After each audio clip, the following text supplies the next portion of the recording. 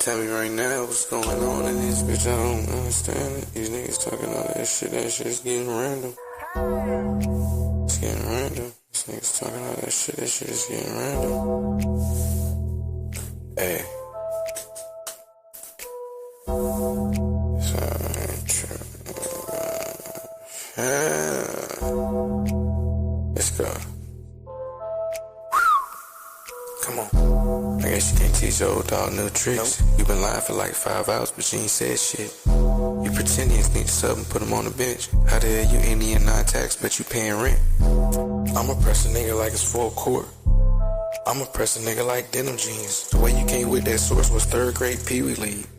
That performance you put on was really ass. If this is the front line, then you had a bad recruiting class. I guess it's back to the drawing board. You said George Washington was black, but I ain't going for it. You here practicing inverse blackface. What a waste of taxpayers' money.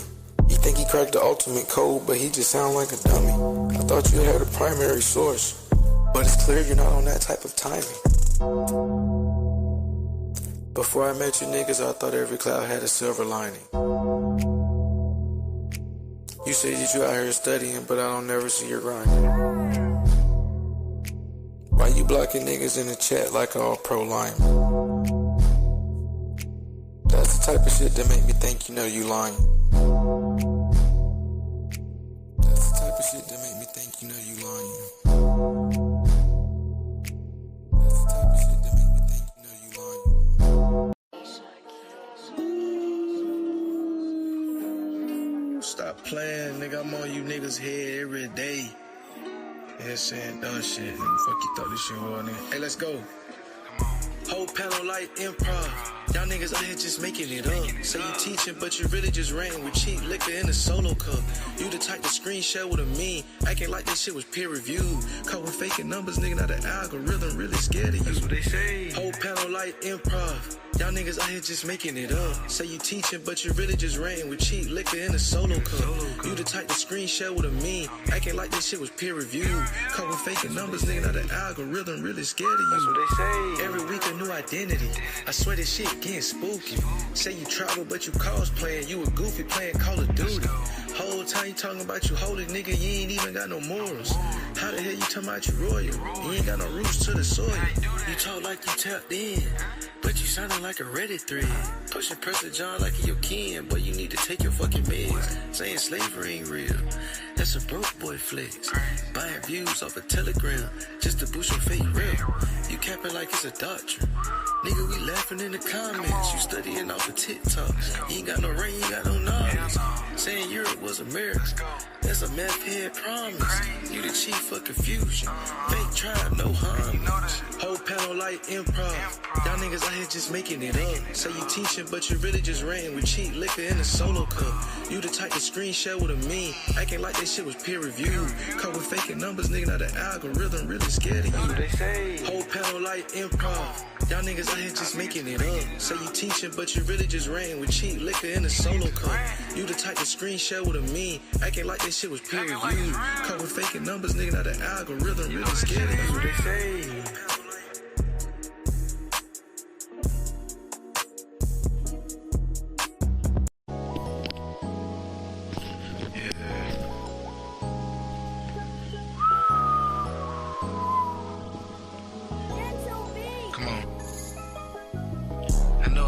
Say the Indians is really black, and every day he go online just to twist the facts. Everything you say was cap, my boy, you ain't even graduate. Why you quoting J.A. Rogers, nigga, he don't even say what you say. I sit back and laugh, but times this shit get really sad. If you was racing a nigga with no legs, your boy still coming last. All you do is go live and fabricate about the fucking past. I been selling apples for so long, I changed my name to NPM Dad. Talking slick, he getting checked, bitch, that's factual. He faking woke, he faking deep, he real impractical. These niggas ain't got no books, they ain't got no proof, they ain't real radicals. His whole crew is lost, them niggas is pseudo-nautical. I can't argue with no goofy, I don't spar off of misinformation. If I can with scholarship, it's a dead conversation. You been chasing fake identities, you a cultural clout chaser. I can't go back and forth with these niggas, these boys scared to show their faces. I can't go back and forth with these niggas, these boys scared to show their faces. You be reverse engineering white supremacy, you really fake racist. They say that Andrew Jackson was a nigga, boy, that shit ain't got no wings. You say that Nathan B. Forrest was black, my nigga, you said the wildest things. You say the tribes were speaking Latin, my nigga, that shit does not compute. Algonquin is Paleo Hebrew, boy, this fuck is wrong with you. You say the Klan was full of brothers, my nigga, you out your mind for real. Andrew Jackson's black, boy, that's cap, we know that shit for real, for real. You say the census lied for centuries, boy, you beefing with the field. If this shit was a sport, these niggas ain't had no highlight reel. If this shit'd be a sport, these niggas have no highlight reel. Niggas is fake as fuck, these niggas ain't even in the fucking field. These niggas be wasting time online, we call that nigga Chief Capilot. He say he read a book, but I swear to God, that book don't match the plot. Every time I check him for a source, bro, get the glitching out. He ain't even crack the code, that nigga just posted Nazi Twitter posts. Boy, you be yelling on the panel, but you jump at the tone. This nigga say the Moors was born in America, boy, that shit is cap and gone, let's go. That nigga cap and gone. I've been off the top so long, these niggas won't even right us wrong, these niggas be lying.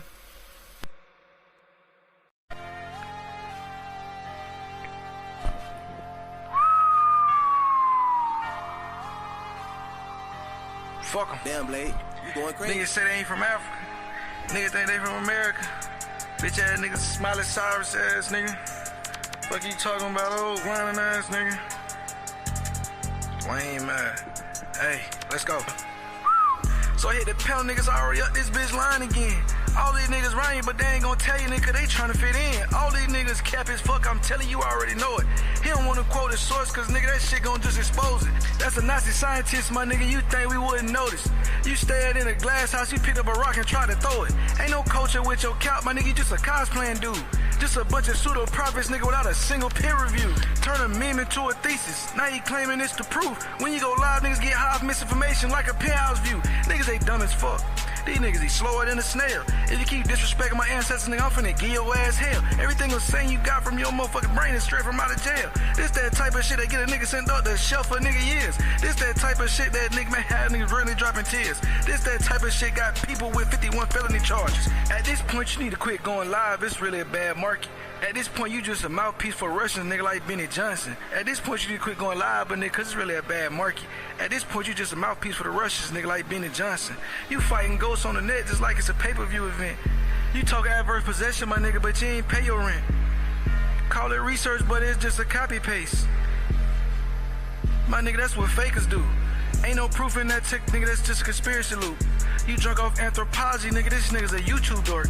Say it's just a fact, but he can never prove it with support. If it's truth, why you walking in the door, nigga, it's changing that direction.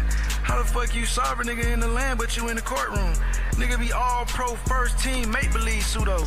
Saying we the real Indians, but your logic super weak. Cause Walter Neves never said that bullshit you preach. You anti-white, but quote the scholars, nigga, in every speech. You claiming liberation while you quoting a whole white supremacy. This shit crazy as fuck, this shit don't make no motherfucking sense to me. How you claiming you against anti-white, but you quote white supremacy?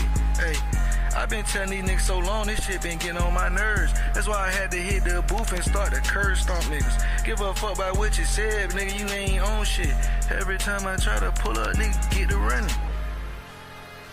These niggas get to ducking. I pop out, nigga. Get to hitting. Nigga, bitches.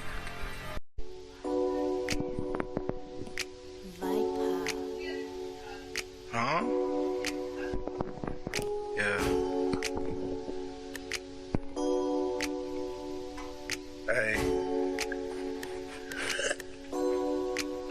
Check it out. Yeah, we in the school of cap. These niggas teaching make-believe. Everybody got a degree in conspiracy. Ain't no facts in class, just imagination. Whole campus, that shit built up off misinformation. Yeah, we in the school of cap. No need to raise your hand. You just yell a fake quote and they all understand. Ain't no truth on this test, my boy, you just scribble your imagination. Graduating the top of the class, but it's a false religion. Welcome to the school of cap, where the enrollment on the rise. Majoring in pseudo history, you minoring and telling lies. You got the Moors in the west and you got the natives in the Nile. Sovereign citizen, class straight freestyling. Whole department full of vibes, nigga, not a single citation. Every lecture, fan fiction, pure imagination. They call it waking up, but it's just a bad dream. They say Latin came from here, but you sound insane. So by that logic, Rome wasn't off the coast of Maine. Talking about Algonquin mean Latin, cause that's a crazy flip. You read one blog post, tried to build a nation out of it. Fake linguistics, that's the new astrology for men. Every map you redraw look worse than way back then. They remix history to trap like the reverse. Turn Latin into proof, but that ain't how words work. There's some people that be online claiming native tribes. Every time I ask them to source a name, them niggas ain't got one. These niggas, they fucking up the game, trying to create a lane. They got the white folks out here making fun of niggas like we was kings. I sit back and I watch it happen just like a car collision. Most of the time, you untrustworthy, nigga, it's hard to listen. Most of that shit you talking sovereign citizenship. You got this shit from prison, nigga, we ain't going for that shit. Most of that shit is reverse white nationalism. I can walk right back to the Nazi YouTuber you got it from. Don't be mad at me cause I peeped the play, my nigga, it wasn't hard. Both y'all niggas pushing anti-integration, thank you to master race. You thrive on flow information, viewers grifting off the illiterate. Where every time I ask you for a source, it's not legitimate. You just an old school degenerate, pushing pseudo rhetoric. I don't give a fuck about what you niggas said, my nigga, I ain't going for it. Yeah, we in the school of cap. Yeah, we in the school of cap, they teaching make-believe. Everybody got a degree, but that shit is in conspiracy. Ain't no facts in this class, that shit is just imagination. Whole campus, that shit built off of misinformation. Niggas wasting time online, they ain't got no views tied. All these niggas be like, Hey, yeah, we in the school of cap, no need to raise your hand. Just tell a fake quote and they gon' understand. Ain't no truth in the test, just scribble your opinion. Don't nobody give a fuck, my nigga, you ain't get it. These niggas be listening to Holiday like he the truth. That nigga dumb as fuck. That's why I had to get in the fucking booth. Let's go.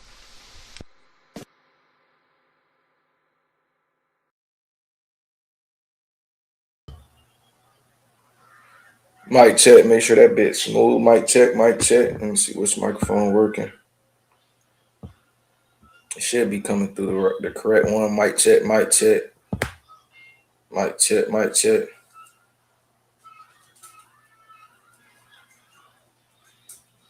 I think my shit's smooth. What they do, what they do. What's up, Draco? I see Sean. We had Sean P step through. I seen Zay came through earlier. What they do, what they do.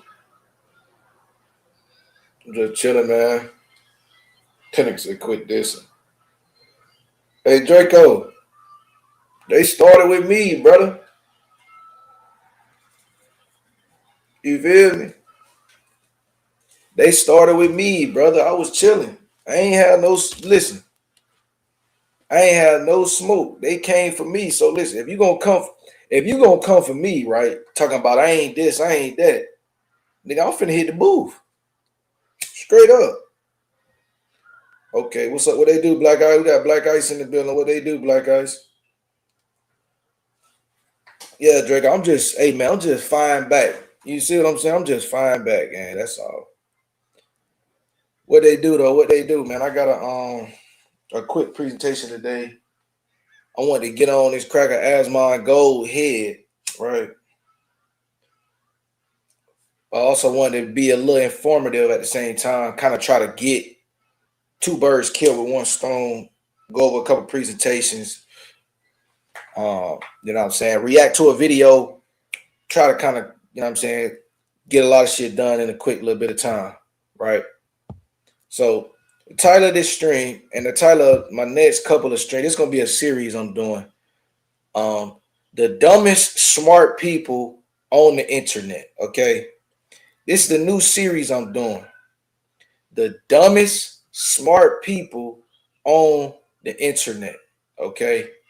And so with that being said, we touched on the Cartier family last time I was on. We touched on Yvette Carnell and the direct ties to the Tanton network and how this streamline of white supremacist money is the one creating the talking points for the quote-unquote grassroots in the black community, right? Everybody running around here talking about FBA grassroots. Well, the grassroots is directly funded by the right wing. That's why they so concerned with pointing out that Roland Martin is a Democratic shield or this person is a such and such shield. It all comes back to an agenda that they are pushing on behalf of somebody else. And I'm making sure that, like I said, I'm what I said in the last stream, I'm honing in them talking points to where it's going to be undeniable, right? It's going to be proliferated without question, and ain't nobody going to be able to second guess what I'm saying.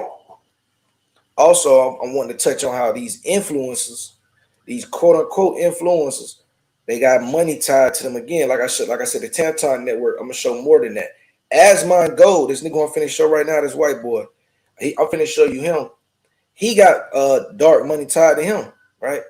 These streamers, what they do is they they propagate to the youth, right? To just put it in a nutshell, right? So this is my debate hub, right? I showed y'all last time about how I did a little update to it, make it a little bit more smoother.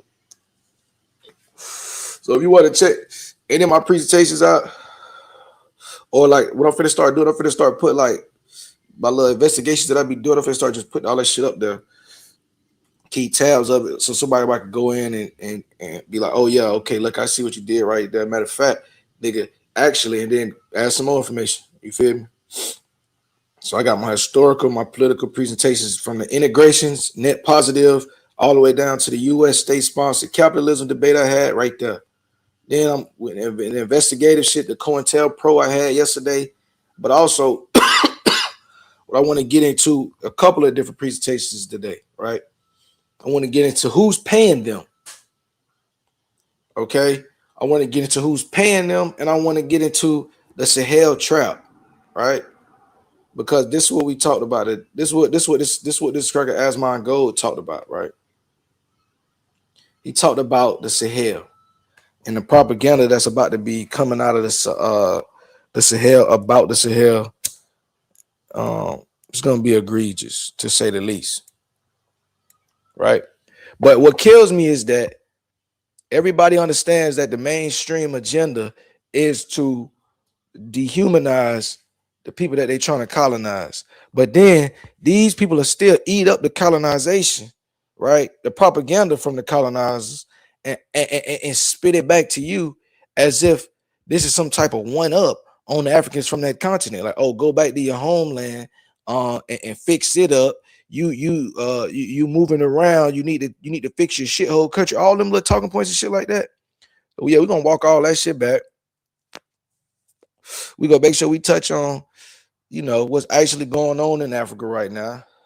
The Pan-Africans that's over there moving and shaking shit, right? The real threat to the world. And we can put some understanding behind this, right? Because when a nigga be saying Pan-African, and then when we get to talking about black nationalists and different black socialists, niggas get to losing the plot, right? Because they feeling like Pan-African is some specific thing that is it's a globalization. No, brother, it's not that. Okay, it's blacks working together, whether that be black nationalists working together or that be a different sect of blacks working together, right? This is all about the unification of the diaspora. So when a nigga telling you anything otherwise, again, you gotta say he's an untrained mind or he's an agent.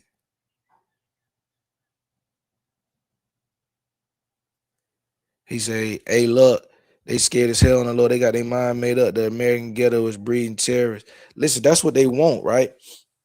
And I've been seeing, like, you gotta watch the plays, right? This new assassination attempt, right? All I'm saying is, why the last two attacks feature the African American when we know niggas ain't doing nothing like that? We like with the Sunni nigga down there, I think that was Texas.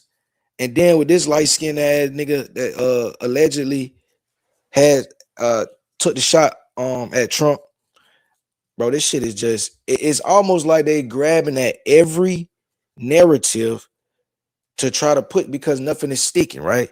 Every time it's an assassination or it's this and this, the FBI fumbling the bag and don't nobody believe the official narrative. And so it seems like they're baking in guaranteed tropes to try to get people to accept official narratives, right? That's what they do. So they'll, do some already agreed upon pseudo fact, right? And they'll try to bake that into what happens in an attempt to guarantee that the masses have no choice but to agree with what they just witnessed, right? Motherfuckers was not going for that Charlie Kirk shit.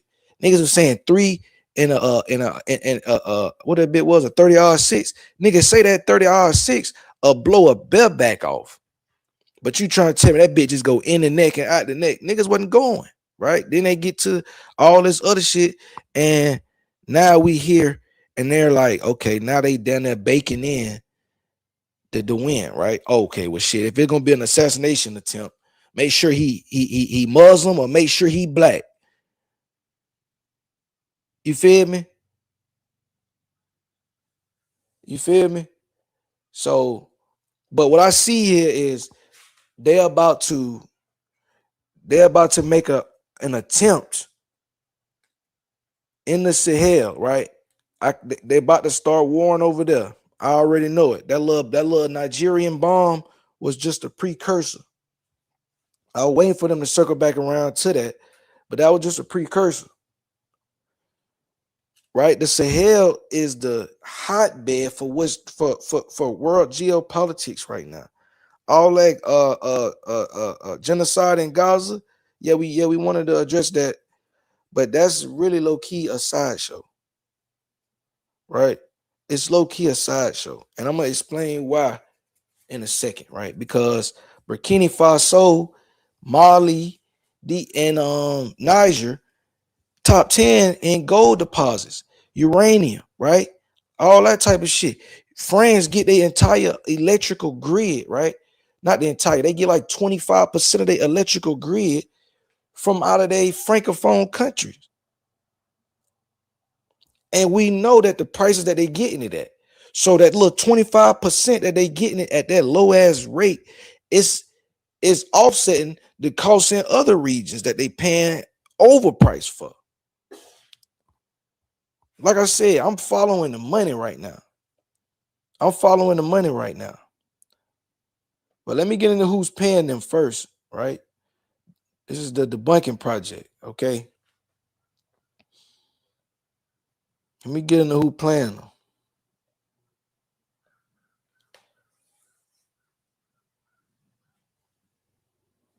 Right? So the dumbest smart people on the internet,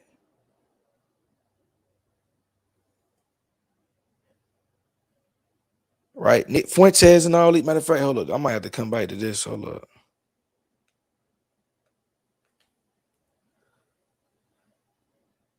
Yeah, matter of fact, I'm gonna start with Asmon and the Sahel because that's fresh on the Nick. I'm gonna circle back on this. All right.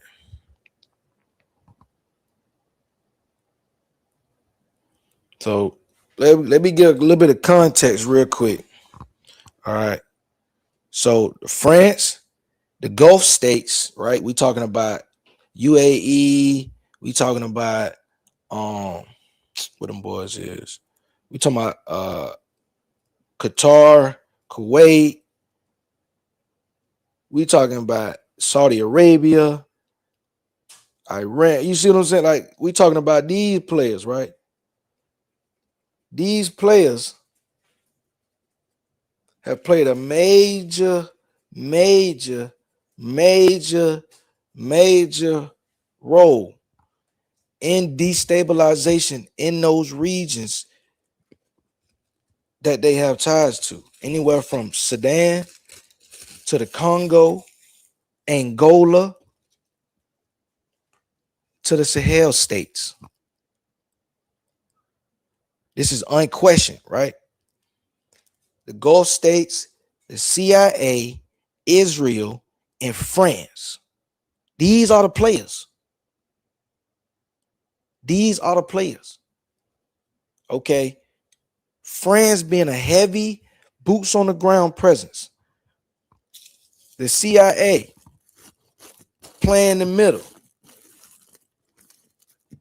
And Israel and the Gulf states working moves, distributing arms, getting tactical stuff, right? Surveillance technology, spy espionage technology. All of that shit coming up out of the Sahel. I mean, going to the Sahel is coming out of France, Israel, and the Gulf states. Right? The machine guns, the Toyota trucks, Everything. And the crazy thing about it, this shit is already public information. It's just so much buried over the top. Niggas ain't even thinking about it no more.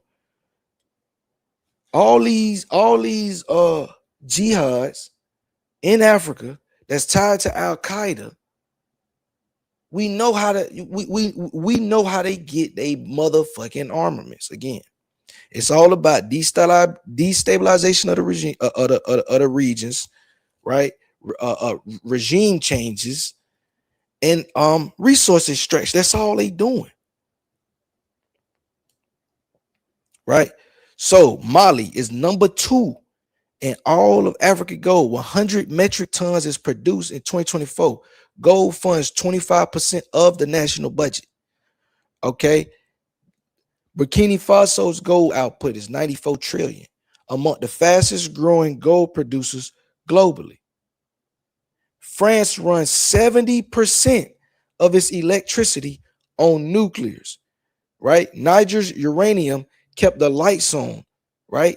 20% of France's uranium comes specifically from Niger. They have other francophone countries that they also get uranium from. Without West Africa, France would not have power. They would not have electricity. Niger, as one of the richest uranium deposits on earth, right? It should be one of the richest countries on the planet. But the destabilization of the Sahel is not a failure of Western policy. It's a product of this Western policy. Again, we're going to follow the money, and it's always going to lead us directly to what niggas was not looking at. So the CFA franc. And before I get all up into this, let me start this video from this white boy so I can have some context to why I'm even having to go here with this nigga.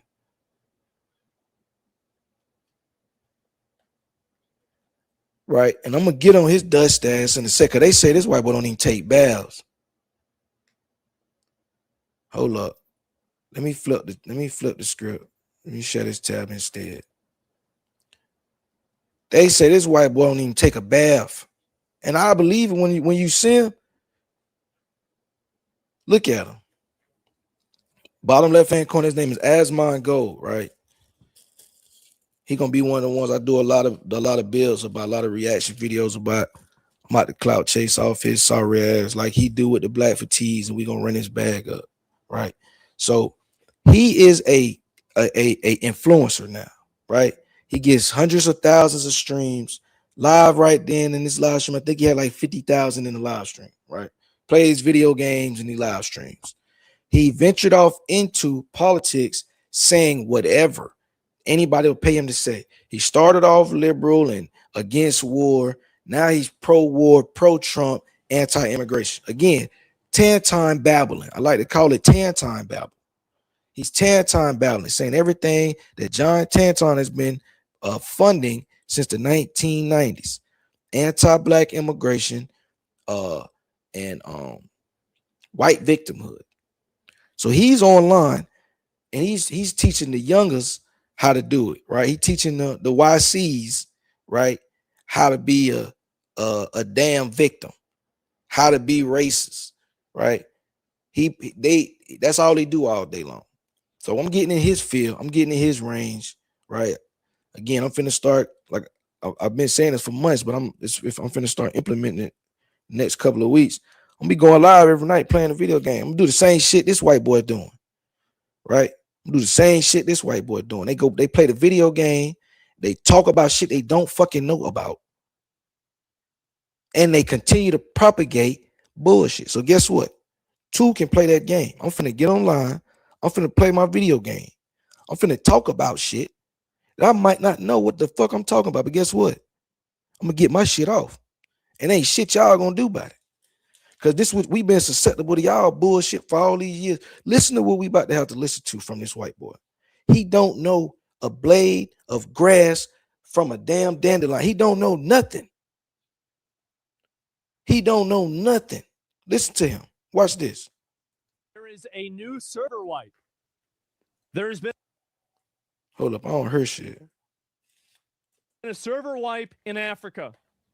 Apparently, what country is this? Let me go. Let me start sharing. Mali.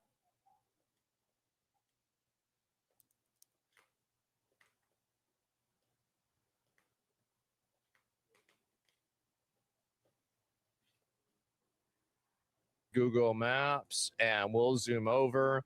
Mali. Okay. So I think it's West Africa, right? Something like that. And it is there it is. There it is.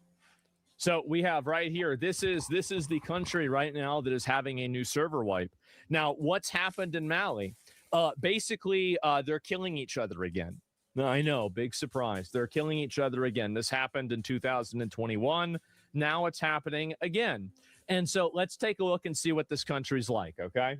And where is it? And where is it here? Terrain. Do we have any images of this?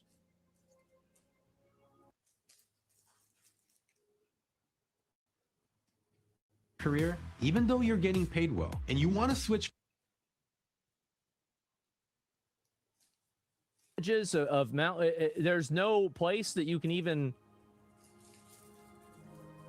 Can you zoom in on any of these places? Oh, here we go. Here, well, what's it like over there? What? I mean, that could be Texas. Like, that's fine. That's not so bad. I mean, this is not. I mean, like, look, you go to Africa, and I mean, that's what's in Africa, right? I mean, that's it. That's Africa. I don't know what the hell. So again, starting off, just espousing, basically like, oh my God, I thought it was supposed to be dust and naked babies and shit everywhere. Like, watch, like I said, watch this. Watch how he conducts himself during this entire live stream. Again, I'm gonna reiterate. Most of his audience, he has 50,000 in this live stream that he's talking in. Most of his audience are kids. Right? He goes live on Kick and Twitch. Kick is a child streaming video gaming platform.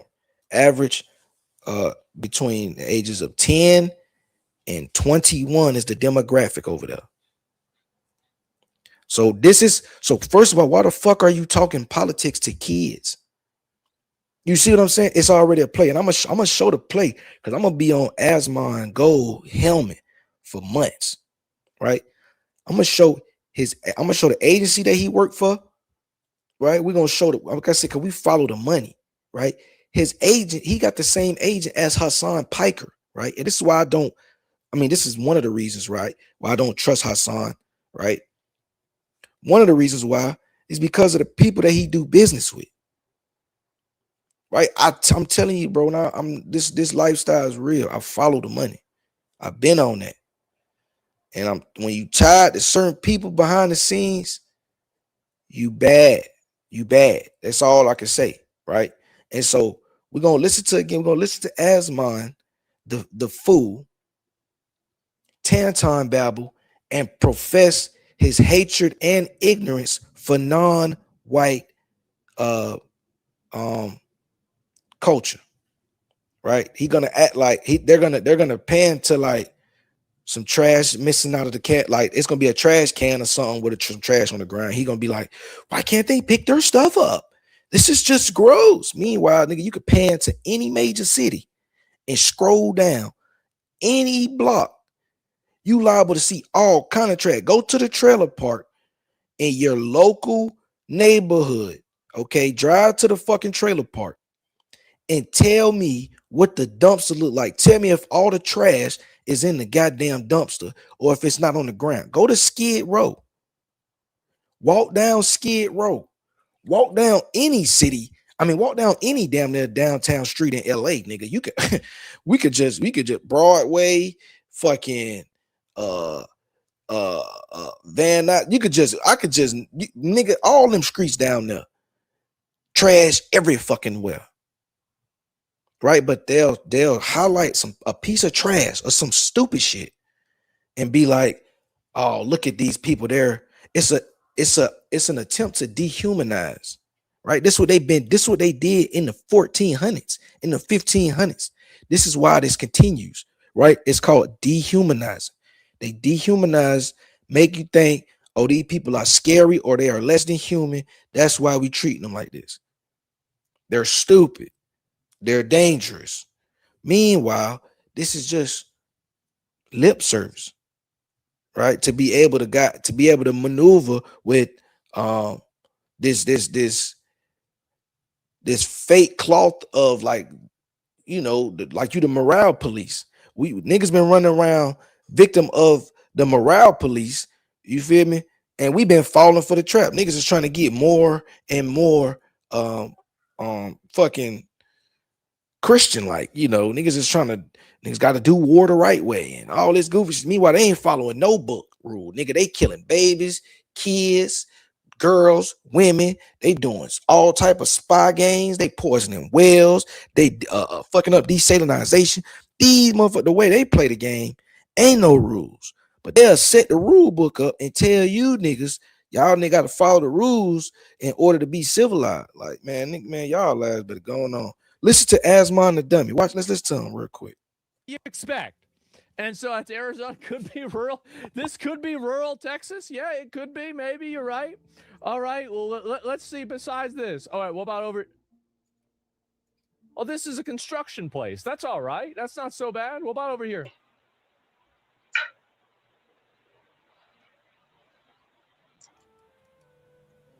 This is not so bad. I don't think it's that bad. Like, I don't. Like, it's just, look at all the food they got. Oh, they got all the food. Look at all this food they got going on here. Like, they got food. They even have food over there. Oh, my. Why is it? Does nobody over there throw away garbage? Do they not have trash cans? Like, why? Why don't they just put it in a garbage can? What the fuck's wrong with them? Like, I don't understand. Why bother? I mean, I guess, like, I don't know what to say. And so let me go back. All right. So that's one area in here. All right. What about over in, let's see, is there another big city in Maui? I don't know anything about this fucking place. So let's see, are there any other places? So I just want you guys to get an idea of the kind of country this place is, right? Okay, this seems like to be the only good place. So basically, here's a really good way to tell, crazy word. Just as a general reality, the countries that are closer to the middle are the ones that are the worst. Like, I'm going to click on this dot. We're going to see what it is. Never mind. Wow. This is better than my store. Okay, never mind. Like, I all right, what about in this country here? Nah. There's no way. There's no way they got these countries looking like this is better than my 7-Eleven. This is gluten-free. Wait, this isn't. Are you getting the runaround from workers' comp after your work injury? You're not alone. A lot of injured workers are stuck in a system that's confusing, frustrating, and honestly... What? There's no... Okay, that's more like it. That's what I was thinking, that it was gonna... It's literally just a pile of rocks. Yeah, see, this. Yeah, get it? All right, there we go. That's Hungarian, mate? Yeah, okay. Only the solar scrape, they're killing each other? I don't know about that. So, listen to the dummies. Hold on, I'm throwing my mic back up.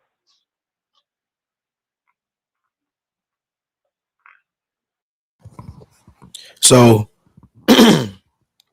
as you can hear, sounding just like an Aboriginal or just like an FBA espousing xenophobia, right? Oh, they got stores. Oh, they got food. I didn't think they had food. I thought it was rocks and dirt. Like, what? again, you got to think about his audience and who he's talking to. He's talking to kids. His audience is kids. And I want to keep painting that, right? The more I talk about him, I'm gonna show this. His demographic, his largest demographic is below the age of 24. Why is he talking politics? And he's 33.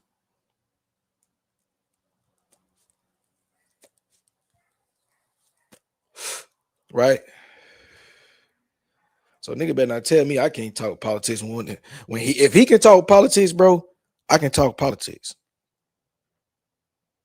If y'all let him get this Tanton babble off, I'm gonna get mine off.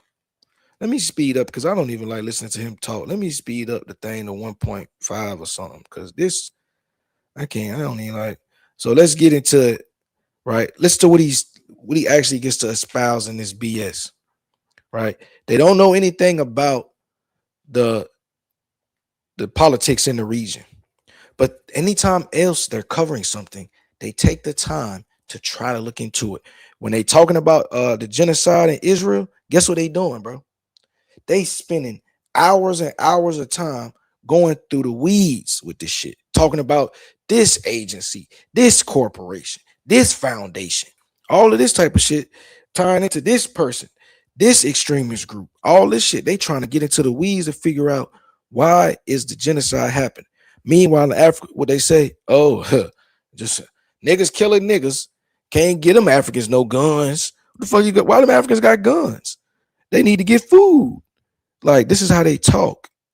This is what they think. And they're trying to push it to a second demographic. Right? And I'm telling you, all these agencies, when we walk back the agencies, it's all gonna make sense.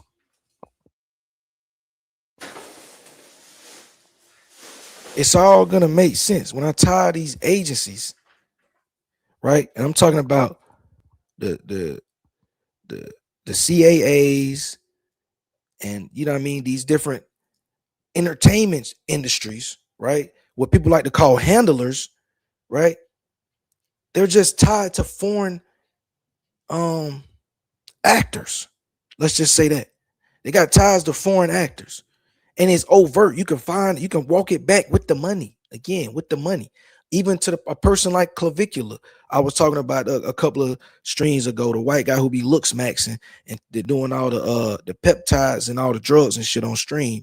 And he like a Hail Hitler type nigga. White boy. He got handlers, right? All that they're the ones propping this shit up and funding these streamers. They get them a house, getting them hoes, right? Getting the girls in their face, right? Getting their streams jumping, biting their streams, getting them brand deals. This is what's going on, right? But let's get into the content first before I go down that rabbit hole. Let's get into the content. Wait, so Mali is having a PvP event. That's basically what's been going on here. This is, I mean, honestly, like, damn, wait, what the fuck? Is this like one of those? Wait a minute. Is this like one of those like tourist areas where you get to live next to the people like it's a zoo? Like I've seen this, and like, and I'm sorry, I'm using language that's like kind of bad, but like they really do treat Africa like a fucking zoo. They do. They go out there and they look around at these people like they're fucking animals. It's fucking weird. It's extremely fucking weird. I don't like it. Made me laugh. Yes, and like a safari, like Cuba, kind of like Cuba, but South America. Holy fuck, man, it's ridiculous. Like I don't know, like I hate to say this, but like when I hear. I just never mind. You know what?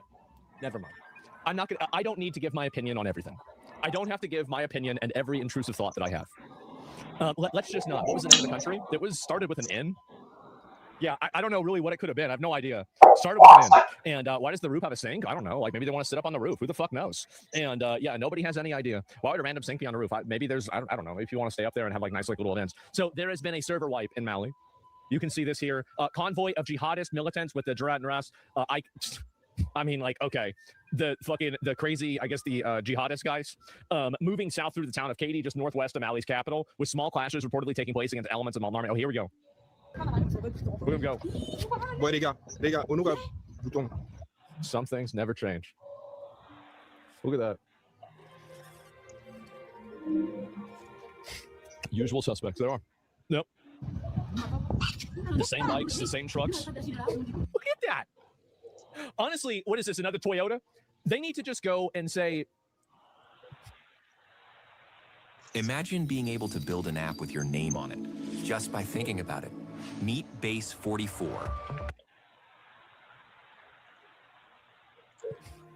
I don't know how they could do the framing for this, but they have to show like American military might, and then these Toyota trucks 20 years later still going down the road in Africa. With there's and look at how big look. I mean, you have a fucking 50 cal probably in the back here, or at least like a fucking M249, like a big fucking machine gun, right? You have like 5 dudes in the back of this truck, and it's going down like it's no big deal. It's impressive. This is a crazy ad for Toyota. It is. Toyota makes reliable vehicles. Yeah, like I remember seeing this when I was a kid. And they're still doing it now. And so, this is later on, but we'll get to that. Militant's gas. Oh, here's a gas station. Here's another one. Look. True. Max shooting? No, this is where they got it from. Look at them all. You're trying to use it as a gun? Like, what do you mean you're going to use it as a gun? Why are you shooting sideways? What the hell are you doing? Like, Jesus, what are you watching? Move? Like, I guess they got movies over there, right? Yeah. I guess they got movies. Oh, here we go. So, this is another movie. All right, here we go. Look at all that. Look at them go. Sorry about the audio.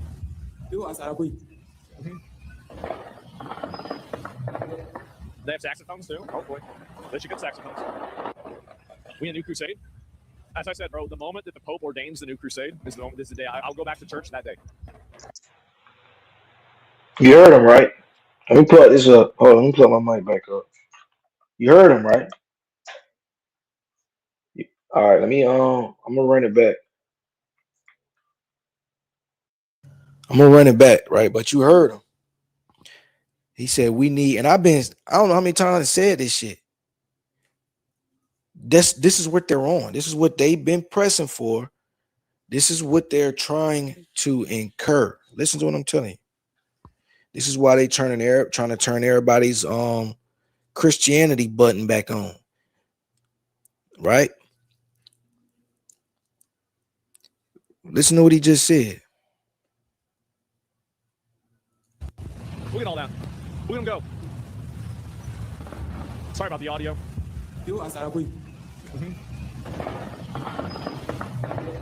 They have saxophones too? Oh boy. They should get saxophones. We a new crusade? As I said, bro, the moment that the Pope ordains the new crusade is the moment. This is the day I'll go back to church that day. I'll read the news. I'll say, okay, all right, say less. I got it. These folks said we need another crusade. This is what this is all about. This is what this whole theater is about. They're trying to strum up that inner conquistador for the reconquista. This is why they're trying to normalize colonization, right? Imperialism, they're trying to normalize it. Okay, yeah, we're just war hogs. So they just keep putting new names on shit, right? But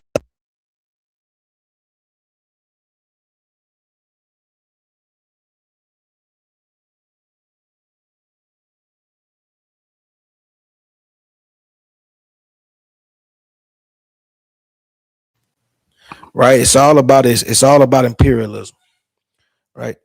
And this brand now they're pushing, it's not evangelical fucking Jehovah Witness, it's not the Baptist. They're pushing Catholicism right now. I'm telling you, it's very strategic, and it's strategic, right? It's very strategic. They're pushing Catholicism right now. This nigga just said that the Pope ordains it, I'm ready to go back to the church just to be a Christian so that I can what? Join the Crusades. This is what this is all about. They're not really that book. Like, I ain't even get to that conversation.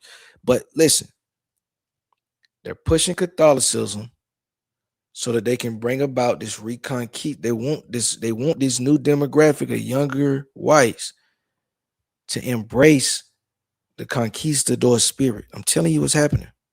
Same thing they drummed up in the 1500s on the Iberian Peninsula to convince them to go and attack Western Africa, right? And under the guise of, oh, we're gonna, you know what I mean, push this Christianity. They're doing the same thing now, right? And it's easier under the guise of those blacks are also Muslims. This is what they did back then. It's literally the exact same playbook. And I'm gonna show that too. The exact same playbook that they did on the Iberian Peninsula, they're gonna try to do it again. This is I said it on Aboriginal panels plenty of times. The Iberian Peninsula is where anti-black racism was christened. It's where it was hardened. It's where it was birthed. It's where it became an actual thing. It wasn't until it got to America that it, was commercialized and taken around the world. But it was created. The foundation of it and the understanding, the rubric, the syllabus comes out of the Iberian Peninsula in the 1400s. Their ability to convince the extremely religious Catholics in Spain to rally up any bit of arms that they have because we're fighting Islam. And they tied Islam to these Africans and they tied Islam to these brown people. They already did this before. So now they doing it again. And the ability for them to do it with ease is because of the social media platforms that we have, the ability for them to go live and say bullshit with videos playing. So they're showing an active war zone. They're showing something that's something that somebody has funded, right? They're showing those motorbikes, like, bro, it's a direct scheme. Ibrahim Traore and them boys in Burkina Faso been working hard, seizing motorbikes, uniforms, and guns coming from out of France. The same place that's supposed to be kicked out of the region. But you're not getting into weeds about what's going on in the region. You just playing a video and talking about how we need to enact the Crusades. Meanwhile, it wouldn't be no jihadists on motorbikes with military uniforms and guns unless it was for Israel and France and the Gulf states. This is a whole fact. Israel, the Gulf states, and France. I'm talking about all the way down to the badge. They got the same exact uniform, right? Why would France be shipping motorbikes, arms, and uniforms that look identical to the government of Mali's military uniforms? Why would they do that? But to cause confusion and an attempted assassination or all this kind of shit, right?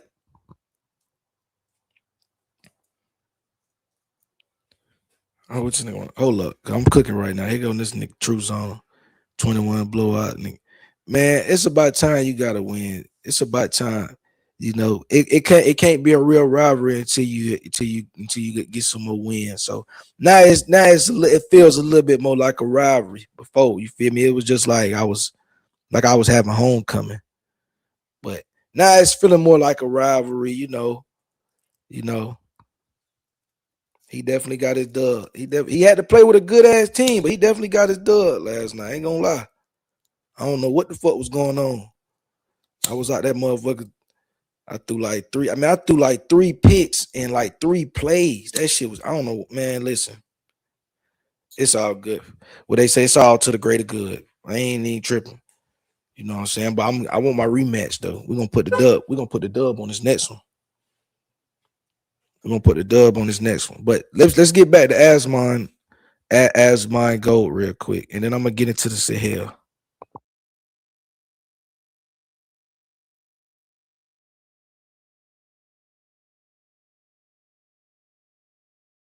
Why is this ASMR? I don't know why it's weird like that. Look at him go, man. There's a whole ass lot. The Pope doesn't have the balls. I know. And where are the Toyotas? Well, they probably got them in the back, right? They're probably a little bit slower. And yeah, exists. But guns exist. So what would the Crusaders use? Drones. Yeah, just put a drone with a cross on it, fly it in, we'll blow them up. That's the 12th Crusade. How about that? Seems pretty good to me. Yeah, just paint a cross on it. Yeah, holy drones. Yeah, holy drones. There you go. Yeah, God, you know, yo, no, you're right. I forgot. I mean, Monty Python had the holy hand grenades, right? It only took 30 years for it to come true. Fuck. I mean, you already had you had the foundation laid beforehand. So what's the problem with that? Oh, if there's an argument is in chat. Yeah, call it holy doves. Yeah, exactly. The holy hand grenades. I know. And what is this? Oh, this is. Now, this was in America. Real quick. We'll watch this. Actually, was it in America? Let me see. Might have been Canada. This is a chat GPT for Airbnb. This new income assistant is trained to find you. No, I don't even know, but it could have been somewhere. Let me turn the music up.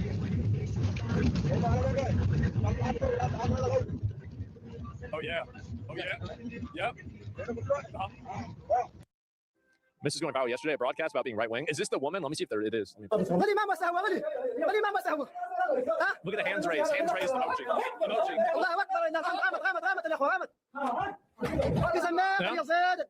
What are they fucking with the fan for? Why would you hit the fan? That's why it's going to be a shithole. There's a button to push the fan on. What are you doing hitting a fucking fan around? This is why we can't have nice things. This is it. Probably never seen one. I wonder. I wonder. I have no idea. The flag of Mali is lowered, and the flag of Azawad Liberation Front is raised at a military base. Take it down, guys. Uh-huh.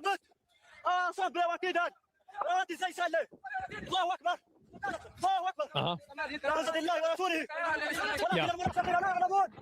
It's a small flag. What is this guy? What is this flag? Where are you at? Let's see. Can I show it? Is he showing the flag? There it is. There it is. All right. Right, bro. Like, and he's kitted out. The thing is, for like day one on a rust wipe, that is a crazy loadout. Wow. Like, look at that. Like, he's got that shit on. He does. Like, look at that. Like, wow. Is that Dave? Yeah, exactly. Like, honestly, that looks pretty good. Like, I mean, there's some aura that you get from that, right? I mean, yeah, bro's gonna die. Oh, yeah, they probably get killed. They're probably already dead. This video's from maybe yesterday, so they're probably already dead by now. But, like, it does look pretty cool. Kick France out because of base. Oh, this is the new one. Okay.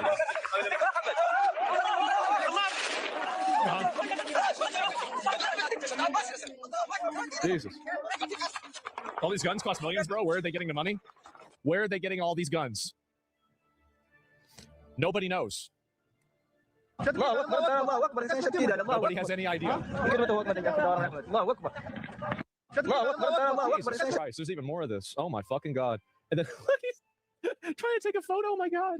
And yeah, not a surprise. Oh my God. Seen the Javelin missile in Afghanistan? Look at all this stuff they got going on here. Oh my God.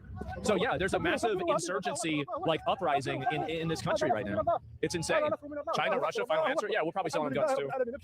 Oh my God. Look at this. Oh wow, look at that. Jesus Christ, next to a shipping container? Oh. I mean, you got to admit, right? It's like, but then we're gonna move on to another one that I think is very fucking funny. I'm gonna keep playing Xbox because this is another ad that you know.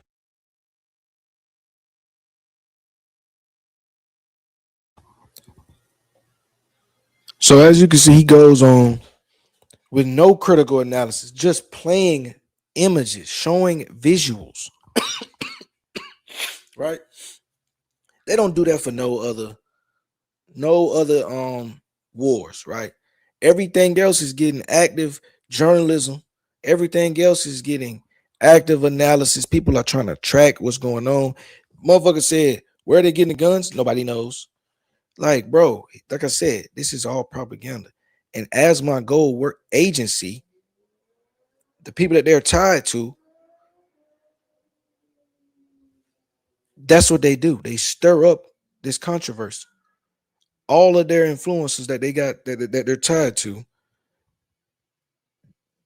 they're either extreme to the left or extreme to the right.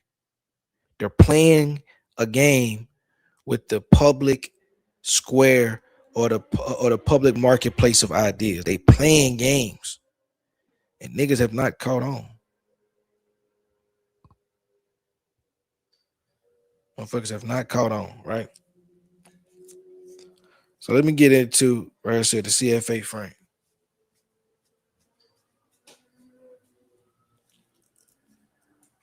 Where African reserves actually go. Okay, in 14 nations, it's 14 African nations, that is, 210 million people cannot set their own interest rates. The monetary policy is shaped by the European Central Bank, whose mandate has nothing to do with African development. 70% of the funds got to sit in France. The funding rules, right? Check this out. 50% in French treasury, 20% for liability. So that means 70% got to stay over there, bro. And they have veto power. Right? So the French companies receive preferred access to the local markets.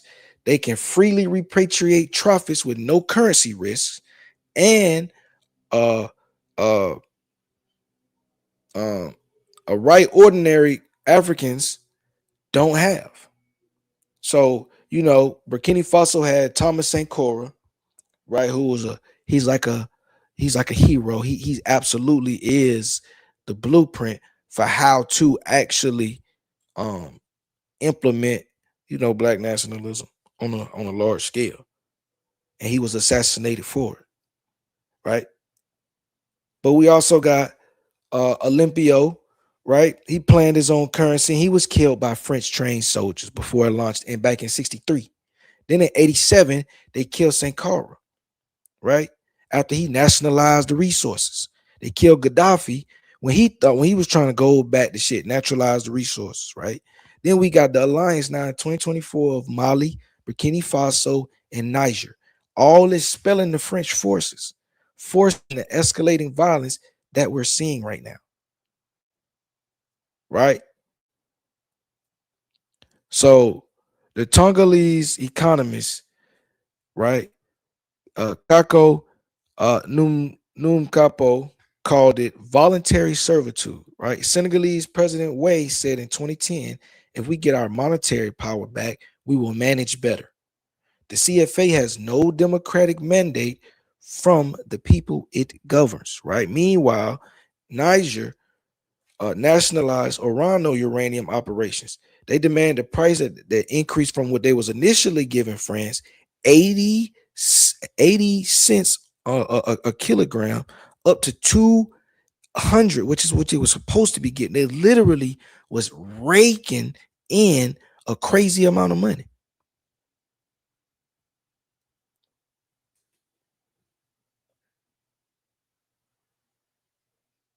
Crazy amount of money.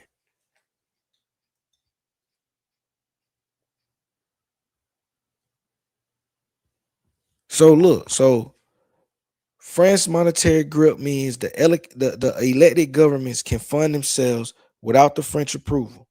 Leaders who try to break free face assassinations, coups, and economic isolation.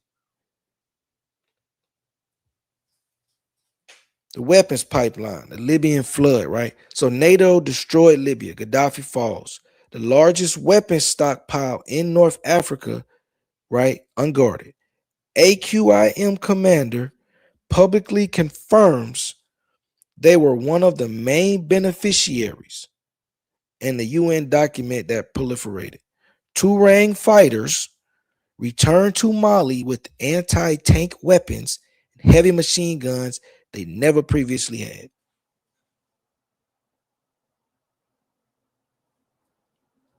Operation Timber from 2013 to 2017, 1 billion annually to arm Syrian rebels. This created a global arms proliferation pipeline from Turkey to Jordan Saudi Arabia, right? Weapons intended for Syria found continent-wide distribution, right? This shit ran for 4 years and was documented, right? So we set up the groundwork, right, to show you this is all documented. Qatari charity operating in northern Mali under Islamic control, United States Department, right, designated Qatar a permissive terrorist financing environment. A 2003 congressional briefing confirmed there was help and move and launder funds for Al Qaeda. Meanwhile, Qatar's in the White House. Qatar gave Trump a jet. All of this, right? So when he so nonchalantly was like, we don't know where they're getting the guns. We don't know this and that. Yes, they do. They've had heavy evidence for the pipelines of how these Islamic groups are getting other Islamic groups arms, but these Islamic groups are getting arms from who? And where are they getting their uniforms from? Their military uniforms from, right? So WikiLeaks, right?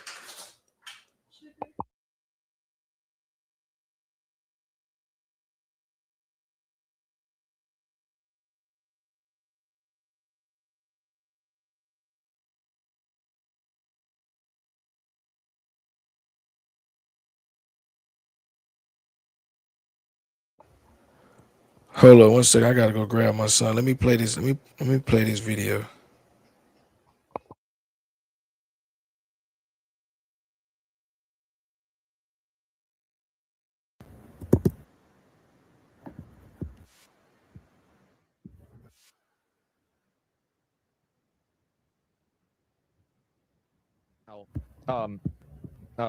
I mean, I guess like maybe war, like I don't know if it's a good way to type it or not. And yeah, there's all this. Like, it's crazy to me that like if you go and you look at like, let me think of an example. Like, let me look on CNN if they're even talking about this. I feel like nobody, like, basically, there are these PvP events that happen in Africa, and like nobody ever even talks about it. Like in like Sudan, millions of people are getting killed. It's just a fucking meat grinder. And like nobody even knows this is going on. It doesn't fit the agenda. Yeah, it's another server wipe. Exactly. Like that's it. And French news covers this thing. Well, I mean, how about BBC? I should have searched BBC News, but you know, it's okay. Did they talk about it? All right. No, this is not so bad. They actually put a video out about this. That's all right. Let's see what they're saying. Okay, I want to take you now to Mali in West Africa. Some developing news that we've been keeping across for the last few hours. Armed forces, W to BBC. Which also had the government there, say armed groups attacked several of their positions across the country. Witnesses reported intense fighting in a town near the capital, Bamako, where the junta leader lives. Other key cities in Mali as well. The military junta, which took power after a coup in 2020, now claims the military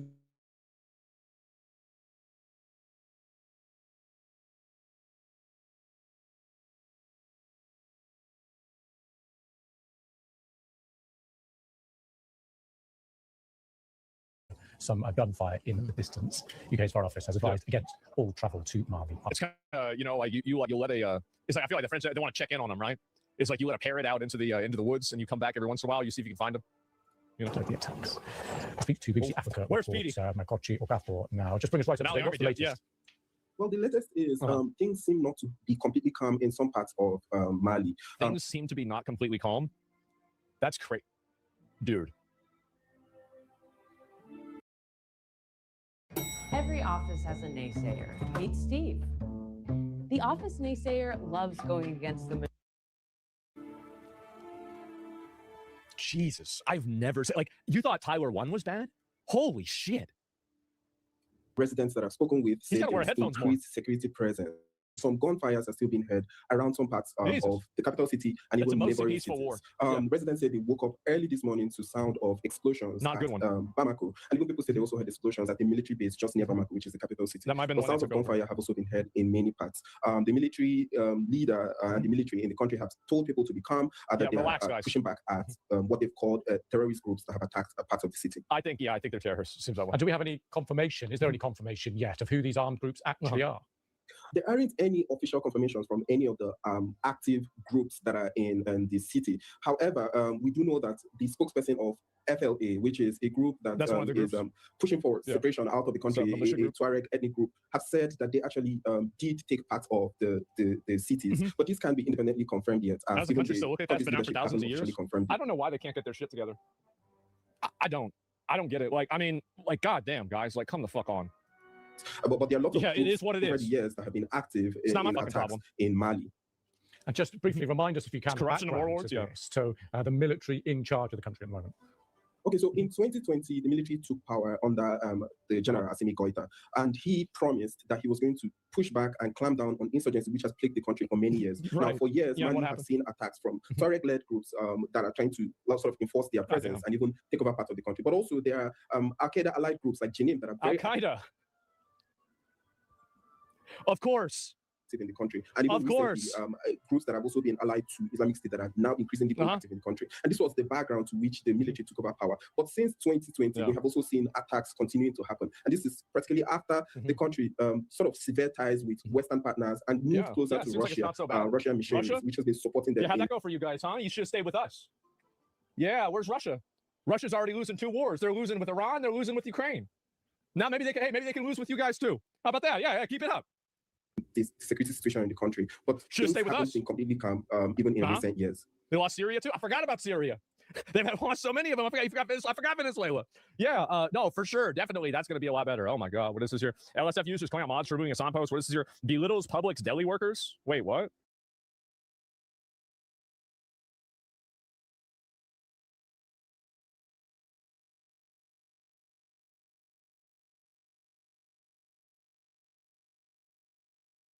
Was rocked by the sound of gunfire. On October 15, 1987, the city of Ouagadougou was rocked by the sound of gunfire. Thomas Sankara, Burkina Faso's visionary leader, was assassinated in a coup orchestrated by his closest ally, Blaise Compaoré. That day marked the abrupt end of a revolution that dared to challenge neocolonialism, corruption, and inequality. But what if history had taken a different course and Sankara had survived that fateful day? In this episode of African Biographics, we reimagine this alternate reality where Sankara not only survives but continues his mission to reshape Burkina Faso and perhaps the entire African continent. To envision an alternate reality where Thomas Sankara's journey continued, it's essential to first understand who he was and his impact on Burkina Faso. Thomas Sankara was born on December 21, 1949 in Yako, then Upper Volta, now Burkina Faso. He joined the military as a teenager, and during his training in Madagascar and Morocco, he was introduced to Marxist, Leninist, and Pan-Africanist ideas. This profoundly influenced his vision for change. By the early 1980s, Sankara had risen to prominence within Burkina Faso's military, earning a reputation for his intelligence, charisma, and dedication to social justice. At just 33 years old, in 1983, he led a coup that brought him to power. Donna's loving the sound of selling and earning on Vinted. Don't wear it, sell it. I suggest that you get your black ass out of here. Now, as leader of Upper Volta, his mission was clear: to transform the country from one of the world's poorest nations into a self-reliant and dignified country. One of his first symbolic acts as leader was to rename the country from Upper Volta to Burkina Faso, meaning the land of the upright people. This was more than just a name change. It was a declaration of independence and pride, signaling a break from the nation's colonial past. In just 4 years, Sankara turned his vision into action, and here are some of the initiatives that he launched. Thomas Sankara was a passionate advocate for gender equality, a rarity in his time and in his region. He appointed women to leadership roles, banned forced marriages, and made educating girls a high priority. Sankara often spoke out against practices like female genital mutilation, thus challenging deep-seated traditions despite the backlash from conservative groups. Under Thomas Sankara's leadership, Burkina Faso made significant strides in public health and education. More than 2 million children were vaccinated against deadly diseases and schools were built across the country. His literacy campaigns reflected his belief that education was key to empowerment and progress. Also, years before climate change became a global concern, Sankara took bold steps to protect the environment. His government organized large-scale reforestation efforts, planting millions of trees to fight desertification and address ecological challenges still relevant today. Thomas Sankara also emphasized the importance of agriculture for economic independence. By nationalizing land and investing in farming, his administration increased cereal production by 75% in just 3 years. Sankara was also an advocate for self-sufficiency and self-reliance, and in this regard, he rejected foreign aid, arguing that it created dependency and called on other African nations to collectively refuse to repay colonial debts. As a leader, Sankara was also known for his simplicity and honesty. He cut government salaries, including his own, and sold off state-owned luxury vehicles. Driving a modest Peugeot 205, he lived a humble life and encouraged his ministers to follow suit. At a time when many leaders enriched themselves, Sankara's actions embodied his commitment to the people. Donna's loving the sound of selling and earning on Vinted. Don't wear it, sell it.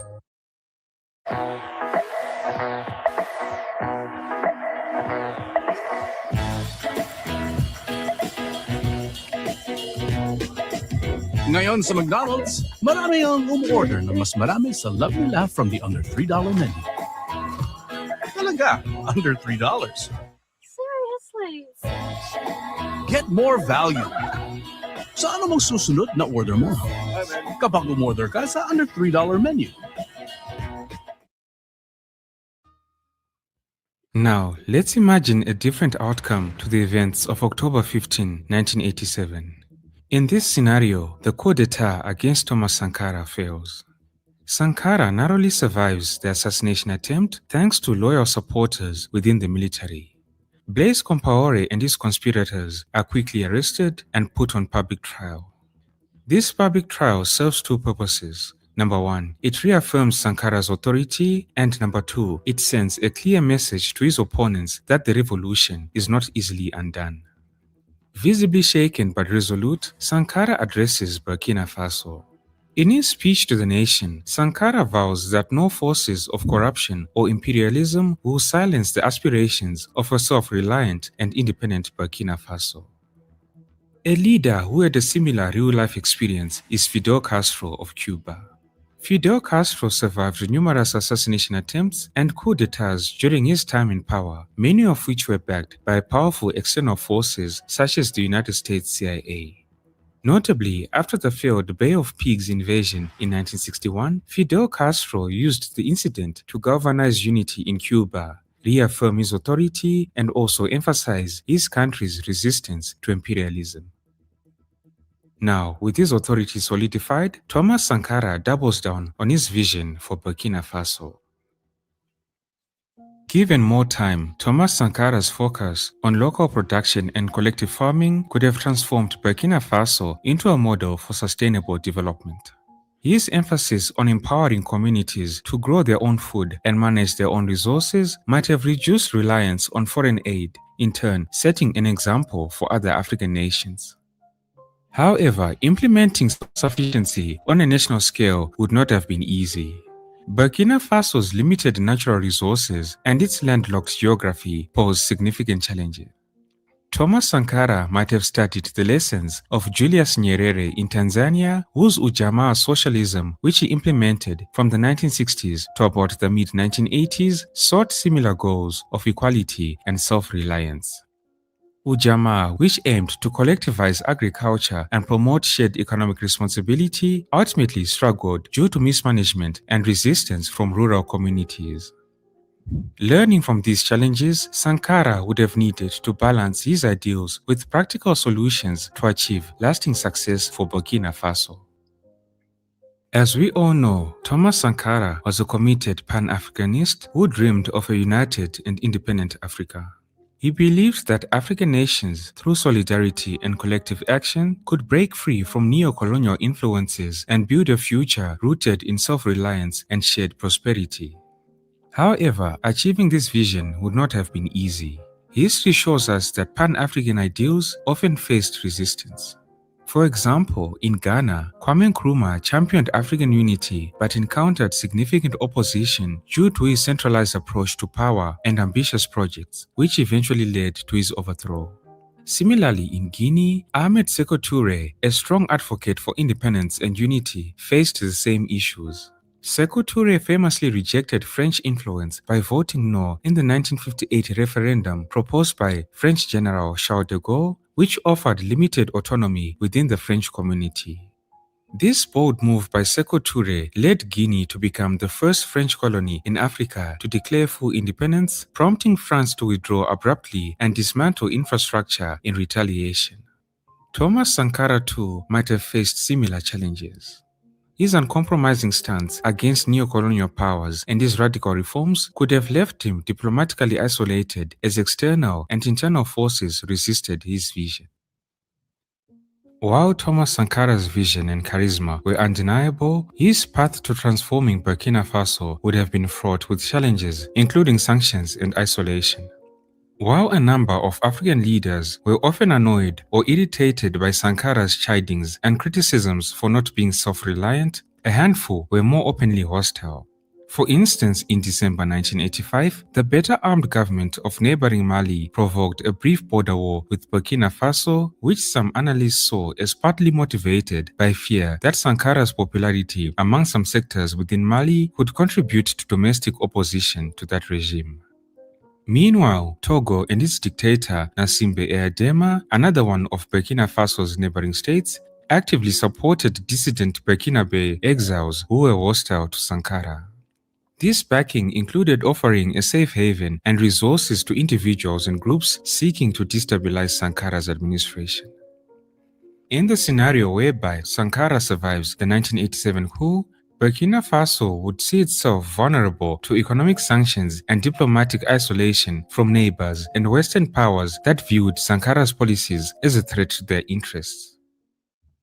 Revolutionary leaders often face resistance not only from external forces but also from within, and Thomas Sankara was no exception. Not all Burkinabes embraced Sankara's radical reforms. His land redistribution policies alienated traditional elites, while his refusal of foreign aid angered influential groups who benefited from the status quo. His uncompromising stance and fiery rhetoric, while inspiring, might have alienated even some of his initial supporters over time. As history shows, with figures like Ghana's Kwame Nkrumah and Libya's Colonel Muammar Gaddafi, revolutionary leaders often face repeated attempts to unseat them. During a dedication ceremony in Kulungugu in Ghana in 1962, Kwame Nkrumah narrowly survived an assassination attempt. Arriving a few minutes late, he avoided being caught in a bomb explosion intended to kill him. Also, before the 1966 coup that toppled him, Nkrumah had also faced another assassination attempt on 2 January 1964. All of this is to show that Sankara's survival of the 1987 coup would have not guaranteed lasting stability.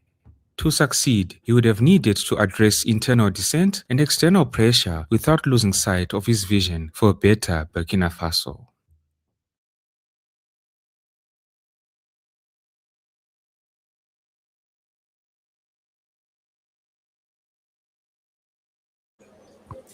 So that's one of the OGs right there, Thomas Sankara. But as you see, it's a theme. If you don't get down with the colonial power of the regime that just, got toppled, was working with, we gonna sanction you. And then you ain't gonna have no choice but to work with Soviet.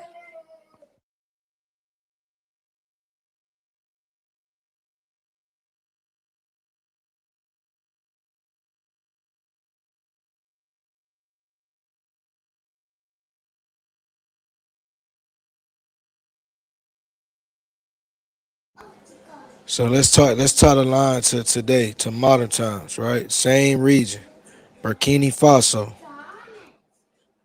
right? Mali, same region, right? Let's tie it all together for the dumbest smart people on the internet.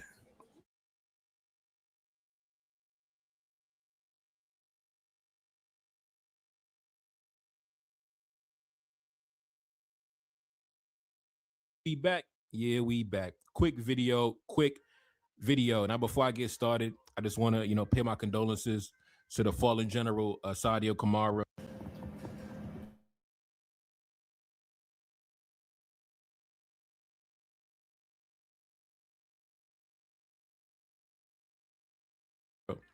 Definitely somebody I respect. I even, mentioned him on one of my songs, way back, the Spy in Bamako. On the first verse, in the first line, I was like, feel like a see me, I feel like I'm Sadio, ran up on Yana in the middle of Bamako, enemy line, he claiming he innocent. Man, listen, don't do no talking, I gotta move militant. Feel like a see me, I feel like I'm Sadio, ran up on Yana in the middle of Bamako, enemy line, he claiming he innocent. Don't do no talking, I gotta move militant. Don't do no talking, I hit him with facts. 1804, bringing it back. Unfortunately, we got confirmation from the government a few hours ago that the good brother passed away. He has transitioned. He's now, classified as an ancestor at this present time. Now, if you saw my video yesterday, I was giving my commentary on the reactions that I seen to the coordinated attacks that hit various cities in Mali yesterday. Multiple cities and localities were hit by terrorist attacks. And of course, yesterday in my video, I was so passionate because I was just so angry and upset because I seen so many people celebrating the terrorist attacks. And I never seen something like that in my life, where a country gets hit with terrorist attacks by Al-Qaeda, and we seen people celebrating on social media. And last time I checked, Mali has never attacked any other country. Mali has never invaded or colonized another country. Mali has never mobilized and committed crimes against humanity against other countries. But I see people, celebrating on social media when the terrorist attacks had hit the country. And, unfortunately, Sadio Kamara, the Minister of Defense, one of my favorite guys in the whole AES, one of the AES founding fathers, unfortunately lost his life in the events that took place yesterday. Now, I'm going to come back and I'm going to do a tribute video to the brother. But, for now, I want to speak on a different topic, but it's going to be a follow-up to the video from yesterday as well. But anyways, yesterday's terrorist attacks was coordinated by two main groups. On one side, you have JNIM, which is essentially Al-Qaeda, the Al-Qaeda affiliated group, which is led by the gentleman on the right by the name of Iyad Agali. And then we have another group, which is called FLA, the Azawad Liberation Front, which is led by the guy on the left, right? Bilal, whatever, Bilal Ag-Sharif or whatever his name is. He's not important. We don't need to give him no clout. Now, don't get it twisted. Yesterday's attacks was supposed to be the end of the military government. It was supposed to be the death of Assimi Goïta. It was supposed to be the elimination of the entire administration. But for the most part, they failed, and they suffered heavy casualties, heavy losses in the process. Hundreds and hundreds of terrorists got eliminated. Now, I want to take a look at the latest press release that we have from the government and from the army. And they said this: the General Staff of the Armed Forces informs the public that the hunt for armed terrorist groups continues in the towns of Kidal, Kati, and other localities in the country. The attacks on Saturday, April 25th, orchestrated with the sinister aim of disrupting our system of defense and creating fear and chaos in the country, will not go unanswered. The General Staff of the Armed Forces has already announced that alert levels have been raised throughout the country. Curfews have been imposed and large-scale patrols have been intensified, and checkpoints have been reinforced to ensure increased surveillance in the face of the threats. The General Staff of the Armed Forces ensures that the military remains committed and determined to defend the integrity of the territory and to guarantee national security. The General Staff of the Armed Forces congratulates the defense and security forces for their responsiveness and fighting spirit and urges them to be more vigilant. The General Staff of the Armed Forces also commends the brave populations for their support and cooperation and urges them to remain vigilant by reporting any suspicious activity to the competent authorities. Now, yesterday during the attacks, there was one strategic location that was the target of the terrorists, and it was the town by the name of Kidal.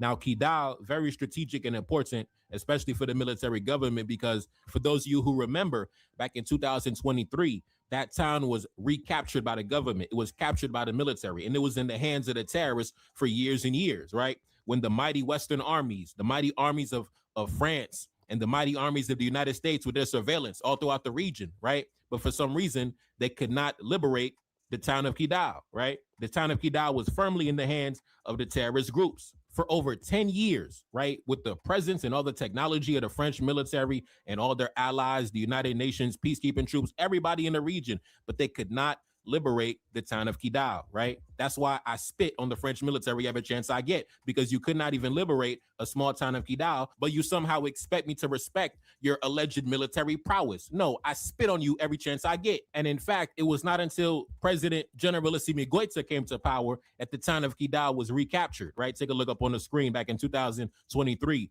Take a look at the headline. Mali's army says it has captured the rebel stronghold of Kidal. Even in the French media, they had to report the news. The military government in Mali says it has seized the rebel stronghold of Kidal. So like I said, over 10 years was firmly in the hands of the terrorists. It wasn't until you got your eviction notice, your walking papers, right? Until we told you to leave, that was when Kidal was captured and back in the hands of the government. Now, yesterday, Kidal was attacked once again, right? With a large coordinated offensive. It was said that at least 10,000 terrorists converged on various cities across the country. So as you can see, it wasn't just a small operation. It was a large coordinated offensive, large amounts of fighters, large amounts of equipment, clearly, financed by foreign sponsors. Clearly, these are not just regular, criminals out in the bush. This was a large scale coordinated offensive, probably one of the craziest attacks on an African country in years, in decades, probably. And like I said, this was supposed to be a regime change operation. It wasn't just a regular terrorist attack. It was supposed to be the death of the regime, literally, like the death of the leaders. Like, of course, they got Sadio Kamara, rest in peace, but Assimi Goita was also a target as well, and many other people in the regime, right? It was supposed to be the death of the regime, like the end of my boys, right? They were supposed to eliminate my boys yesterday, but they failed. But rest in peace, Sadio Kamara, fell on the field of battle. Now, the French embassy came out yesterday and made a statement, right? And they said this: France spent almost a decade fighting terrorist groups in Mali, lost 58 men and women, and spent vast resources supporting the Malian government before withdrawing upon the request of Bamako. Now, like I said before, you spent all those vast resources. You lost those 58 men and women, when in reality, if you do the research about those alleged 58 men and women that you lost, it wasn't like you lost them going toe-to-toe against the terrorist groups, right? The majority of them died in accidents. They didn't even die in combat, first of all. They love talking about that. We lost all those men. Yeah, because they're clumsy, right? They died in accidents for the most part, right? They didn't die, going toe-to-toe, on the front line against the terrorist groups. No, you didn't, right? If you were going so hard against the terrorist groups, how come you couldn't liberate Kidal for almost 10 years, right? You were going so hard, but you couldn't liberate Kidal.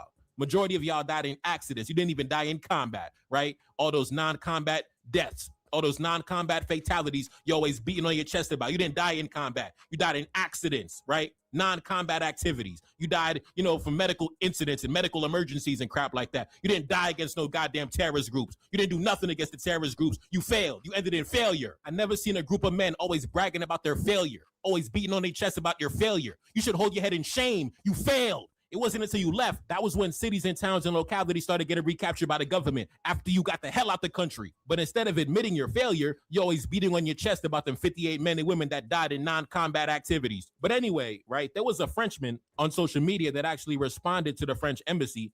He said this. He said, "It would be nice to have a bit of decency.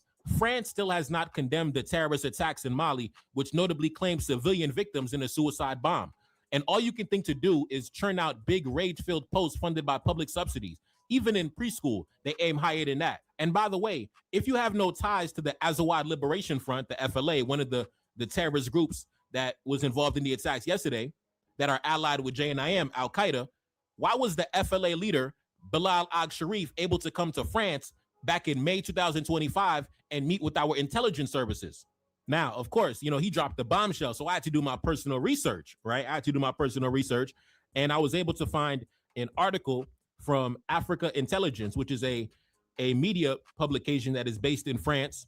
As you can see, right, Africa Intelligence based in France, so it's a pro-France outlet, pro-France website.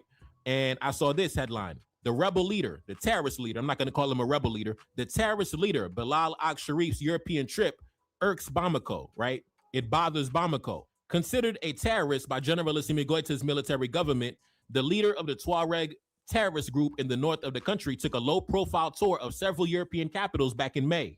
Now, this article came out around maybe the end of last year. It said, in Mali, the news of the recent trip sparked the anger of Generalissimo Goita's military government, which, despite its limited resources, is fighting to keep tabs on the actions of the FLA leaders outside of the country's borders.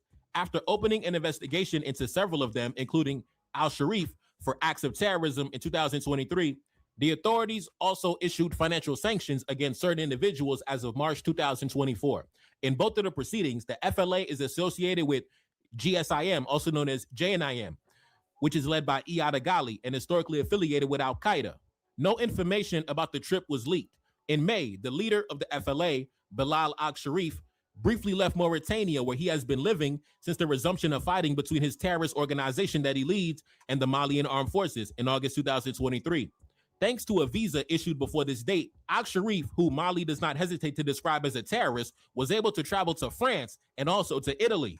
The choice of these two countries is not insignificant, as Al-Sharif has connections within the Tuareg diaspora there, a network that could prove useful for raising money. Like other figures in the terrorism against the Malian government, he also has nurtured relationships with their respective diplomatic and security services over the years. Now, not only that, not only was he able to get a visa, travel to France, even though he's engaging in terrorism down in Mali, but he was also able to go to the French media, the French state-owned government media, France 24, which is owned by the French government. He was able to get on government premises and have an interview with the French state-owned broadcaster, France 24. As you can see, Bilal Al-Sharif, the president of the National Movement for the Liberation of Azawad, right? So this guy right here, one of the terrorist leaders who organized the massive attacks in the country yesterday, was able to travel to France, go to the French state-owned broadcaster, and according to the Frenchman that I mentioned before, was able to meet with the DGSE, the French intelligence services, when he went over to Paris. And unfortunately, as a result of the attacks that took place yesterday, you know, we lost the good brother Sadio Kamara and many other civilians as well. Many other innocent civilians, innocent black men, women, and children were also killed.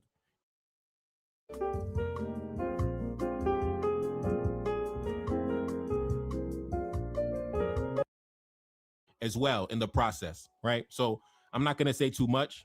I'm not going to say too much, right? I mean, it's just clear to see that as a race of people, we're at war. Like, it's just clear to see, simply because we just want self-determination. We desire for our resources to benefit our people. We desire to be the driving force behind our political ambitions instead of being a vassal for foreign countries. This is what happens, right? 10,000, 12,000 terrorists converge on various cities, you know, killed the defense minister, Sadio Kamara, and his wife and his children as well, also got killed as well. Innocent civilians also got killed as well. And keep in mind that these terrorist groups are affiliated with Al-Qaeda, right? So we have Al-Qaeda affiliated terrorists able to go to European capitals, go to the state broadcaster, sit down for interviews on the government state-owned broadcaster, and nobody says anything. Nobody's taken aback by these events. Nobody is like taken aback and like and coming out and saying it, that France is a sponsor of terrorism, is a terrorist state. And on top of that, on top of the fact that they're allowing Al-Qaeda to come to their country, which is not surprising because obviously the leader in Syria is also a former commander of Al-Qaeda as well. And President Macron invited him for a state visit as well, taking pictures, shaking hands in front of the cameras, in front of everybody. So clearly when it comes to Al-Qaeda,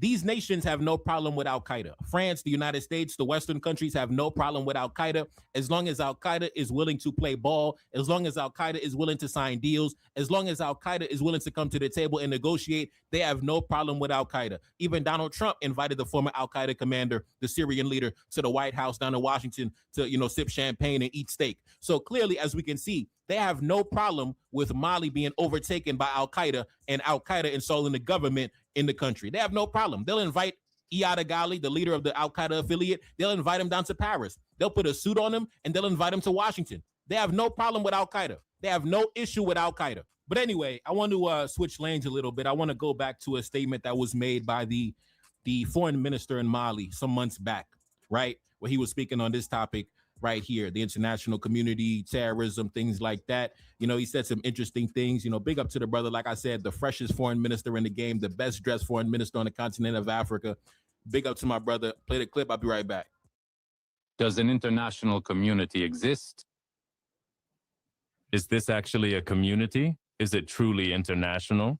Because Mali, Burkina, and Niger presented a very, very clear and simple position before the Security Council that Ukraine, a member of the United Nations which has obligations, openly declared through its officials, intelligence services, but also diplomats, that it actively provides intelligence and logistical support to terrorist groups in northern Mali, which is completely unacceptable. To this very day, the Security Council has not even acknowledged receipt of what we submitted. We know that Russia supports our initiative, but we haven't heard a single word from anyone. So what exactly does that mean? I think I'll throw the question back to you. Is the so-called international community truly working for peace and stability, or is it simply a policy of double standards? When an ally and a friend is called into question, I think we prefer to look the other way. Our people are deeply disappointed, and we believe that now more than ever, our nations must take charge of their own destiny and do what is needed to guarantee our security, because we are convinced that the methods employed by terrorist groups or others are aimed at political objectives. That is absolutely clear. However, it's not my responsibility to answer for the international community you just mentioned. All right, we back. Now, France is not the only state, not the...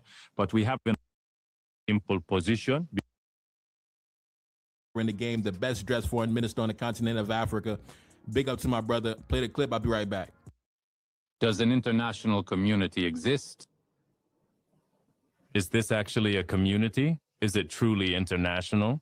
Because Mali, Burkina, and Niger presented a very, very clear and simple position before the Security Council that Ukraine, a member of the United Nations which has obligations, openly declared through its officials, intelligence services, but also diplomats, that it actively provides intelligence and logistical support to terrorist groups in northern Mali, which is completely unacceptable. To this very day, the Security Council has not even acknowledged receipt of what we submitted. We know that Russia supports our initiative, but we haven't heard a single word from anyone. So what exactly does that mean? I think I'll throw the question back to you. Is the so-called international community truly working for peace and stability, or is it simply a policy of double standards? When an ally and a friend is called into question, I think we prefer to look the other way. Our people are deeply disappointed, and we believe that now more than ever, our nations must take charge of their own destiny and do what is needed to guarantee our security, because we are convinced that the methods employed by terrorist groups or others are aimed at political objectives. That is absolutely clear. However, it's not my responsibility to answer for the international community you just mentioned. Have you been hurt at work and feel like the workers' comp system is taking advantage of you? You're not alone. A lot of injured workers are stuck in a system that's confusing, frustrating, and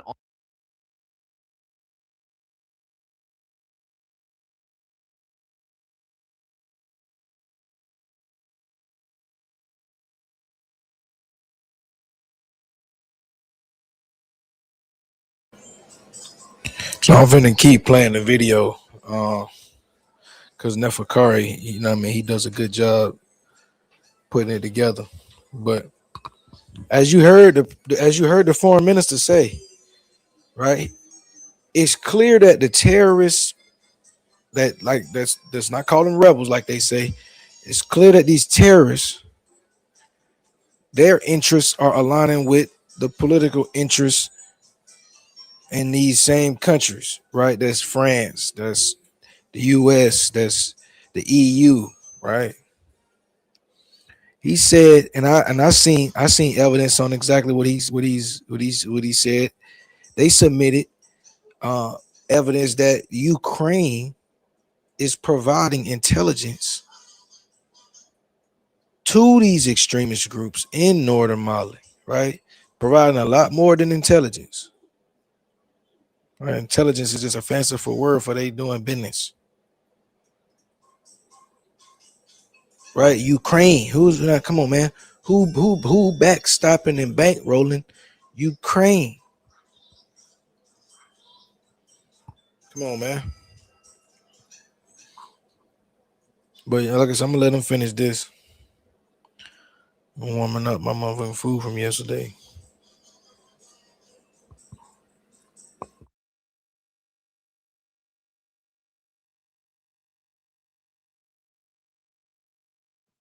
All right, we back. Now, France is not the only state, not the only government with affiliations with terrorist groups.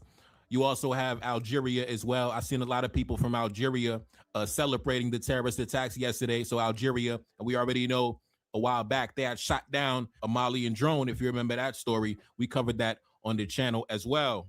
Take a look up on the screen. Back in 2025, last year, Algeria shoots down a Malian drone, escalating tensions, right? So when the Malian Air Force was conducting counterterrorism operations, was zeroing in on a high-level target, the Algerians actually shot down the Malian drone close to the border, saying that it violated their airspace and essentially saved the life of a high-profile terrorist target. Some people believe that it was actually Iyad Agali. Take a look up on the screen, the guy to the right. Some people believe that the Malian Air Force was closing in on him and was about to strike, and then the Algerians came and saved the day. There's also many speculations that believe that he also takes refuge. Many of the terrorists up north, many folks believe that they take refuge in southern Algeria, just like in Mauritania, where the leader of FLA, the guy to the left, where he was seeking refuge last year as well. So Mauritania, Algeria, you have these nations in the region that are also either indirectly or directly encouraging and sponsors of terrorism.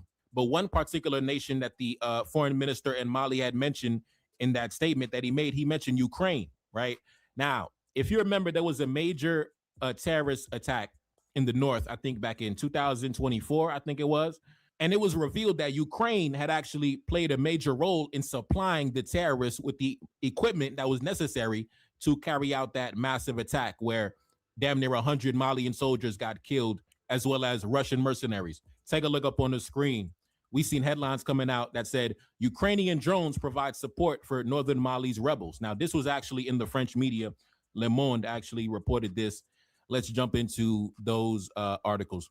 Terrorists carried out drone strikes for the first time at the end of July during the Battle of Tinzaouatten, a town in the far north of Mali bordering Algeria.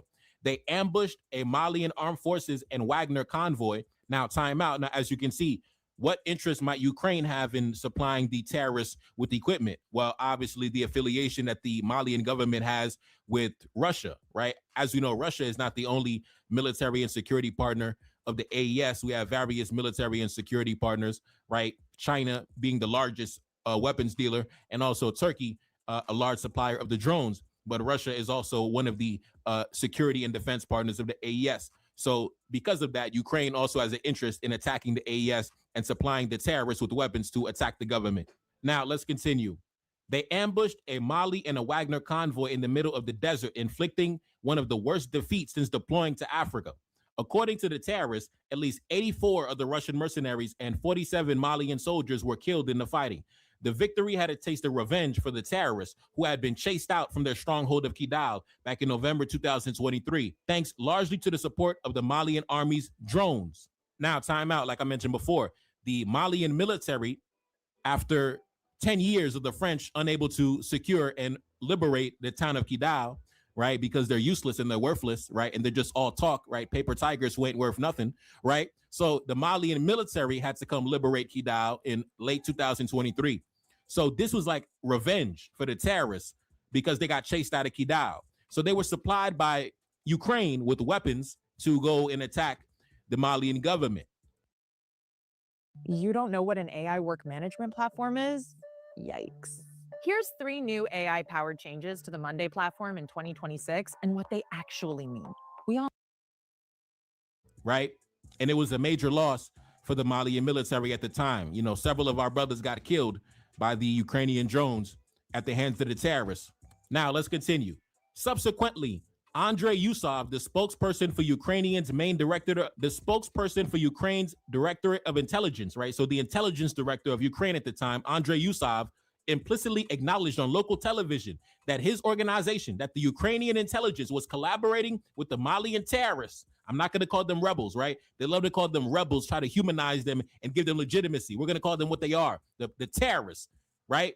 Andrei Yusov, the director of Ukrainian intelligence, acknowledged on local television that his intelligence agency was collaborating with the terrorists. He had said the terrorists had received the necessary information which enabled them to carry out the successful terrorist attack against the Russian war criminals without going into further detail, right? So obviously we know what interest that he has at play. He's currently at war with Russia. So in his mind, he's just thinking, I'm attacking Russia. But in the Malian soldiers, that's just collateral damage because they're affiliated with Russia, right? They're doing business with Russia, so we're going to kill them too, right? So that's his mentality. And of course, we know who has been supplying Ukraine with all their weapons in recent years. The West, right? The United States, France, all their allies have been bum rushing Ukraine with an endless supply of weapons. They have an endless arsenal of weapons because they're currently at war with Russia. So they're a proxy for the West, right? So Ukraine went and attacked an African country because they're in some war with Russia. Now, let's continue. This prompted the Malian authorities to issue a statement announcing the immediate termination of diplomatic relations with Ukraine. And of course, take a look up on the screen. Ukraine in October 2024 came out and denied any involvement. Ukraine denies involvement in the drone supplies to the Malian terrorists, right? Now, of course, he had to say that after the diplomatic fallout. But when it first happened, I seen the video. He was bragging about it. He was happy. He was confident. Oh, man, we just smoked the Russians. We just smoked their boots. Yo, he was happy as hell that he attacked our country, that he attacked our brothers. Now, take a look up on the screen. And of course, Burkina Faso, Mali, and Niger accuse Ukraine of supporting terrorism in Africa, in the Sahel. The three West African countries want the UN Security Council to take appropriate measures against Ukraine. And of course, because obviously, you know, we're black men, so obviously, you know, these organizations were not established to, you know, serve our interests. They just ignored us, basically. You know, in short terms, the UN Security Council basically just ignored our request, right? We went to the UN Security Council, let them know, listen, these guys are sponsoring terrorism, and they just pretty much ignored our calls. Anyway, a few months before that terrorist attack took place, take a look at this press release that comes from the French Foreign Ministry. French military equipment has been delivered to Ukraine. Now, we can easily connect the dots, right? Ukraine has an interest in attacking the AES because the AES is affiliated with Russia, and they're currently at war with Russia. Of course, France has an interest in supplying Ukraine with weapons because they're trying to undermine Russia. And they also have a geopolitical interest in telling Ukraine to divert some of those weapons to the terrorists to undermine and sabotage the AES. So as we can see, you know, both of these actors have interest in attacking the AES and sending weapons to the terrorists, both France and Ukraine. And of course, the main people that suffer are our people, right? Our brothers, our women, our children, our young boys and girls. They're the ones that suffer because these scumbags are doing what they're doing, right? These scumbags who, for some reason, they hate our people. I don't know why, but that's why. That's what it is. As of March 2024, France has sent Ukraine more than $3.8 billion worth of military support, military equipment. That includes heavy artillery guns that can hit targets from long distance, armored vehicles that can protect soldiers while moving through dangerous areas, and hundreds of anti-tank weapons to destroy enemy vehicles. They also provided air defense systems, which are used to shoot down incoming missiles and aircraft. On top of that, France has delivered millions of bullets and ammunition rounds to keep Ukrainian forces supplied during the combat, right? So obviously some of those weapons were diverted to the terrorist groups that are currently waging war against the AES. And I wouldn't be surprised if some of that equipment was also used during the coordinated attacks that took place yesterday, because obviously when you have a large scale attack like this with thousands of terrorists converging on various cities, well equipped, well armed, and, you know, camouflaged in the military uniforms of the country, obviously this was something that was planned by high level orchestrators and directors. Now, I want to take a look at some of the conversations that were taking place on social media in regards to the coordinated attacks that took place yesterday. This brother said, the terrorists do not have supply lines. If you survive the initial attack, eventually they run out of supplies and you can destroy them. That's why they hope that you quit when they initially attack so they can salvage abandoned ammunition. Mali played the attack perfectly. This was devastating to the terrorists and they will struggle for months to get new men and new material. Now, the good brother David Hundan responded to him and he said this: you're mostly correct, except that these are not mere terrorists. They're actually a Western proxy army. They do have supply lines coming from French and United States military installations in Nigeria, Benin, and Ivory Coast. If they were just terrorists, then as you say, there should be a reprieve lasting several months after this defeat. But you will see instead, they will stage new attacks on the AES territory as soon as next week. Bookmark this tweet and look out for headlines next week. That is how you know that these are not mere terrorists. They are Western proxy actors, exactly like the ones in Syria that were used to remove Assad. The AES is fighting a war of independence against whites. Now, shout out to the good brother David Hundan for his, you know, thoughts and analysis. And I would also add in Algeria as well. Actually, I would say the nations in the region are more so auxiliaries, right? Algeria, Mauritania, and the other neighboring countries as well. They're just auxiliaries, man. They're just vassals, to be honest with you. Now, Algeria has their own geopolitical interests at play as to why they support and offer refuge to the terrorist groups but the other ones are just mainly vassals and you know, just auxiliaries for, you know, foreign nations and external powers. But like I said, the attacks that took place yesterday, that is not just a regular attack, right? That is not something that is just going to be organized by just some random criminals out in the bush.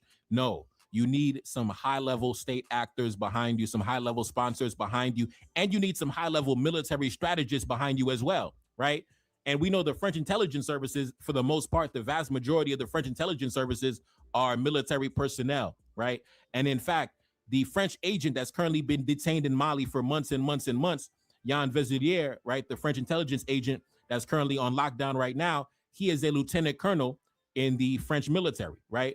So a lot of these French agents are actually military personnel. So when you hear about, you know, the terrorists going to meet the French intelligence, they're really meeting French commanders, French generals, French lieutenants, French, you know, Air Force, you know, personnel. Like, these guys who have, you know, military acumen, military experience, military minds in coordinating attacks against targets. So when you see them targeting Sadio Kamara, the Minister of Defense, that is not the work of an illiterate drug addict terrorist. No, that is a high-level military strategist that was able to draft a plan to carry out attacks on a target, a high-level target, right? You need some high-level backers behind you to carry out an attack of that magnitude with that level of size. That is coming from the mind of a military commander, not a terrorist, not a drug addict, not a religious fanatic. That is coming from a high-level military strategist, foreign intelligence. That's what it was, right? But yeah, man, like I said, I'm gonna come back eventually. I'm gonna come back pretty soon with my tribute to Sadio Kamara. I definitely got to give a tribute to the ancestor Sadio. I can't believe I'm even saying that. I can't believe I'm saying that, bro. Like, that don't even make no sense that I'm saying that. But the captain.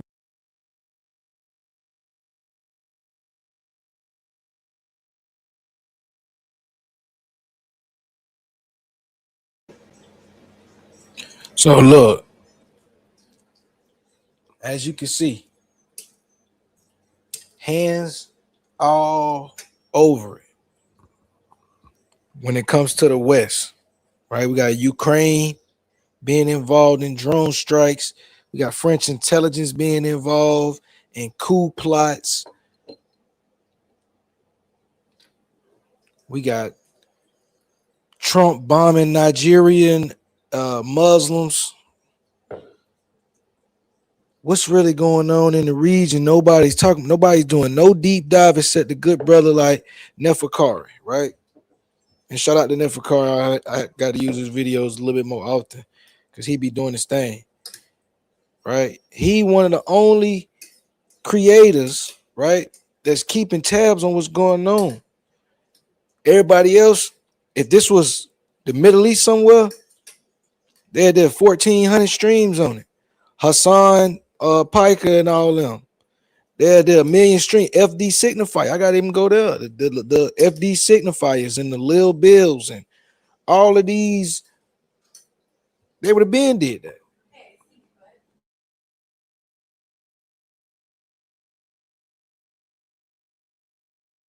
Remember, back in December or January, he did say that the Black Winter is coming. He said it's going to be a whole lot of turbulence and instability on the way. He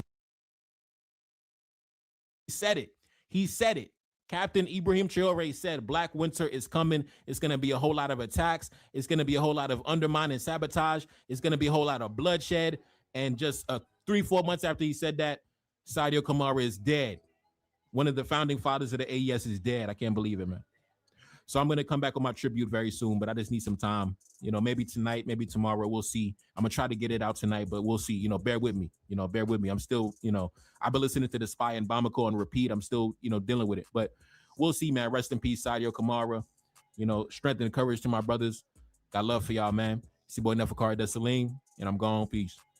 Because today, the fluctuating nature of the fight against terrorism leads us to observe that terrorism is now supported and financed by states. Some states in the region, other states or powers from outside our region. Building trust requires that we have a clear-eyed analysis of all these elements. Imagine being able to build anything just by thinking about it. Meet Base 44. We have to break this up. We have to go to war in Syria. We have to take down Assad.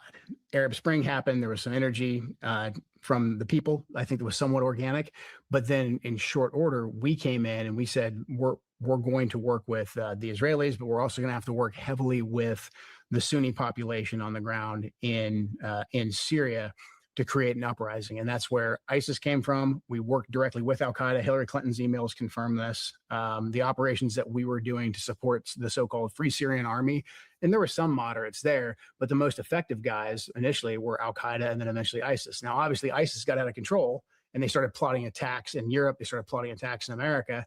They took over large swaths of Iraq. So we then had to go back and put out once again the brush fire that we had started and go after ISIS. That's where I lost my late wife. But Israel was the driving factor in that. We took down Saddam, who was a strong man against Israel. We then had to go in and take out Assad, who was a strong man against Israel as well. And now this is the third phase. We're going now into Iran to take out that strong government for Israel. And who did we put in charge of Syria? Oh, we handed that whole, well, again, we screwed the whole thing up so much. We handed it to a leader of fucking Al-Qaeda. Yep. He was in ISIS initially. He was in Al-Qaeda initially in Iraq, fighting against us. We had him in jail, joined ISIS, broke off from ISIS, hand-selected by bin Laden's right-hand man, Ayman Zawahiri, to lead Nusra. And then they rebranded. And this is the number one way to fool Americans as a jihadist is just put on a suit and get a good PR company. And then apparently we'll just believe whatever you say. There's videos of this guy holding people's heads that he cut off. Yeah, he's the thug. He's shaking he's a brutal President terrorist. Trump's hand. Yeah, horrible advice. Yep. And so what the fuck are we doing? Exactly. What are we doing?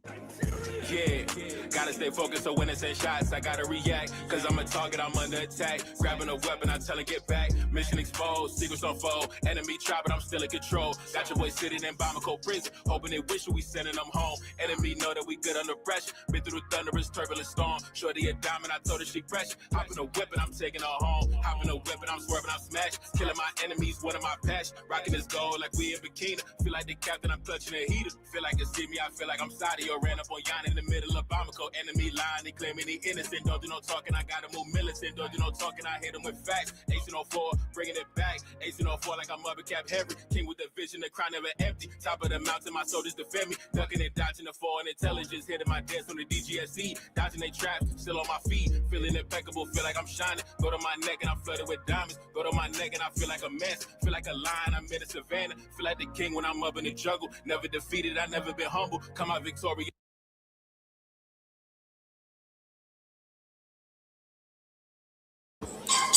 So I got one more video, but I ain't got it loaded up yet. So hold on 1 second. Let me share this tab. So I ain't finished my pre-tape, but I'm gonna do this. This gonna be an ongoing thing. Right, the Rwanda blueprint. I'm gonna be discussing this. Right, the France was the primarily military ally with the Houthis. All right, we're gonna get into that. I'm gonna show how Israel Defense Export Control Agencies approve every NGO or NSO group, the Pegasus cell. Right, the technology is classified as a weapon, but yet we find it all over Africa. Right, the South Sudan orange case. I'm be touching on this a lot. Right, I'm gonna be on this a lot. Right, Rwanda, Morocco, Togo. Right, I'm gonna be adding some names to that. You feel me? But hold on, let me get this on. Let me get this other video queued up. Right, get this other video queued up.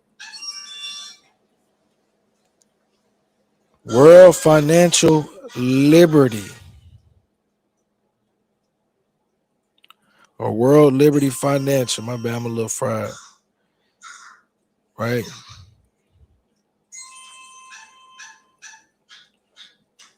I mentioned it. Didn't go into it. Let's see what Wendy got to say. Nah, Wendy gonna just talk about the market. She ain't gonna. I don't think Wendy gonna be on it.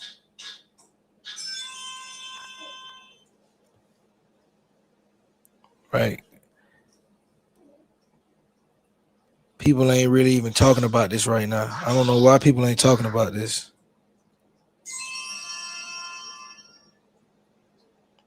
Let me see if I can find a video.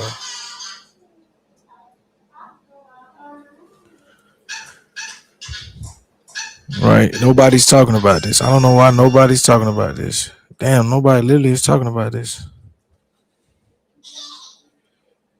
All right. Shout out to Coin Bureau. I know Coin Bureau gonna talk about it. Let me go find it real quick. Right. So we going here.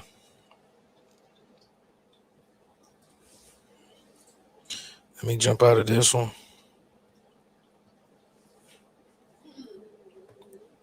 World Liberty Financial.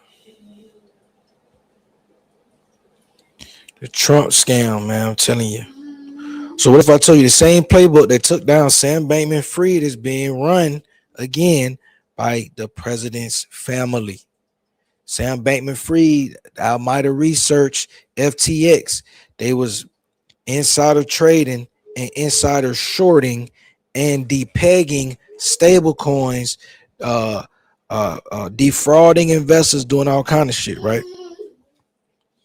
So World Liberty Financial is a structure so that the DT Marks DeFi LLC, right, which is the Trump family, is designated revenue vehicle. It's receiving 75% of the net revenues, right? The Trump family has already extracted 890 million in revenue from the holdings valued at approximately 3.8 billion, right? That's the market cap.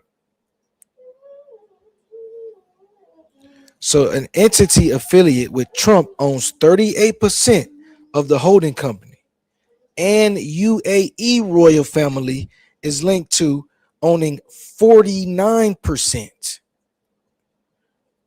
Damn, I'm talking. We talking about the same players. Co-founders include Eric Trump, Donald Trump Jr., along with partners Zachary Foltman, Chase Harrow, and Zach Witkoff. Remember those names. There's a core accusation that went down by Justin Sun on Twitter, right?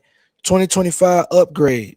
While the upgrade is technically visible on the public blockchain, World Liberty buried it in the code without alerting token holders. To now, they knew that the company added to the token or to the smart contract the ability to blacklist wallets or blacklist tokens, aka definitively leaving your wallet defunct, right?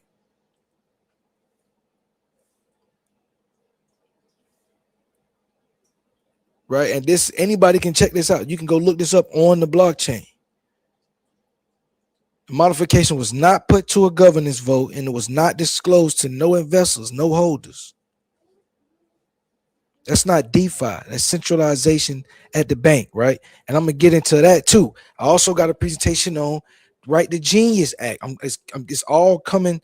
It's all coming to fruition, right? We're gonna talk about stable coins and how they're trying to force the blockchain and stable coins to backstop this whole U.S. treasury shit. They're trying to make niggas buy U.S. treasury. I'm telling you, bro, this game is getting crazy, right? But I'm gonna focus one thing at a time. So Justin Sun's story, right? For the largest investor to the frozen victim, $45 million initial investment, right? World Liberty Financial based partly on Trump Families Association. He was subsequently named an official advisor, but in September they froze his wallet, right? They embedded a blacklist function in the smart contract and locked his wallet. After he transferred 9 million of the tokens to his blockchain. Justin Sun has his own blockchain. It's called Tron. It's been around, right? And so he's got his own exchange. So he's moving them over there to this exchange. He's saying he wasn't about to liquidate the tokens or nothing like that. He was just moving them to his exchange.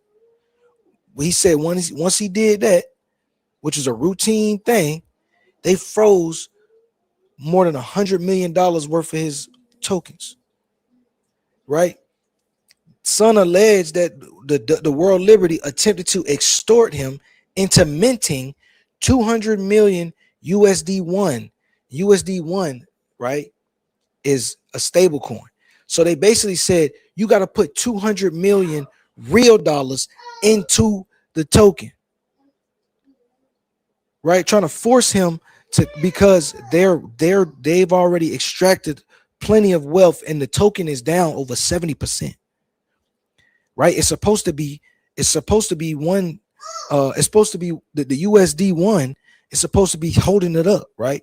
But they're taking the USD one out and replacing it with World Liberty Financial Token. World Liberty Financial Token is not worth a US dollar. It's worth fucking 20 something cents, 17 cents or some shit. And so they're defrauding investors, just like Alameda and FTX was doing, right? Taking the dollars out and replacing the USD, which is the stable coin, replacing the stable coin with their token, which is a mamma mia. They taking the token and replacing it. Right. But let me get into this video. I was just trying to give y'all understanding of what's going on, right? Right. He filed a federal lawsuit and said that they're engaging in a legal scheme to seize property. Right. This man is going forward with his claim. He's not just pump faking. Right. I'm gonna get to the FTX parallel in a second, but let's go to the video. Right. Let's go to the video.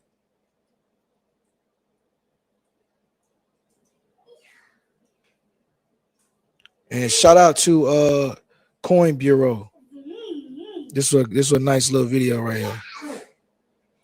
The gatekeepers, while putting governance on a blockchain would finally strip insiders of the power they wielded inside the legacy banking cartel. But the largest publicly known investor in a politically endorsed multi-billion-dollar DeFi project just accused that very project of secretly embedding a backdoor blacklisting function into its smart contract, freezing 545 million of his tokens and operating the entire venture as a personal ATM for the family of a sitting US president. The official response from the project was mind-boggling, and the structural evidence sitting on-chain right now is being openly compared by serious analysts to the precise architecture that destroyed FTX and Alameda Research in 2022. My name is DC, and you're watching the Coin Bureau. World Liberty Financial is a DeFi protocol and stablecoin issuer publicly backed by Donald Trump and his family. Launched in October 2024 through a pre-sale of its WLFI token that raised approximately $590 million across 2 rounds. The project's so-called gold paper explicitly entitles a Trump family-owned entity called DT Marks DeFi LLC to 75% of all net protocol revenues after operating expenses. Donald Trump's own federal disclosure, signed in June 2025, reported over $57 million in personal income from World Liberty Finance token sales covering only the late 2024 period.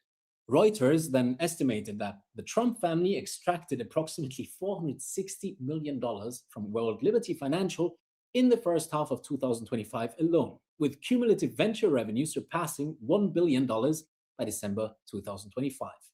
Now, the project issues 2 main assets, the WLFI governance token and the USD1 stablecoin, the latter of which has grown to a circulating supply of roughly $4.4 billion, with Binance custodying nearly 87% of that float as of February 2026.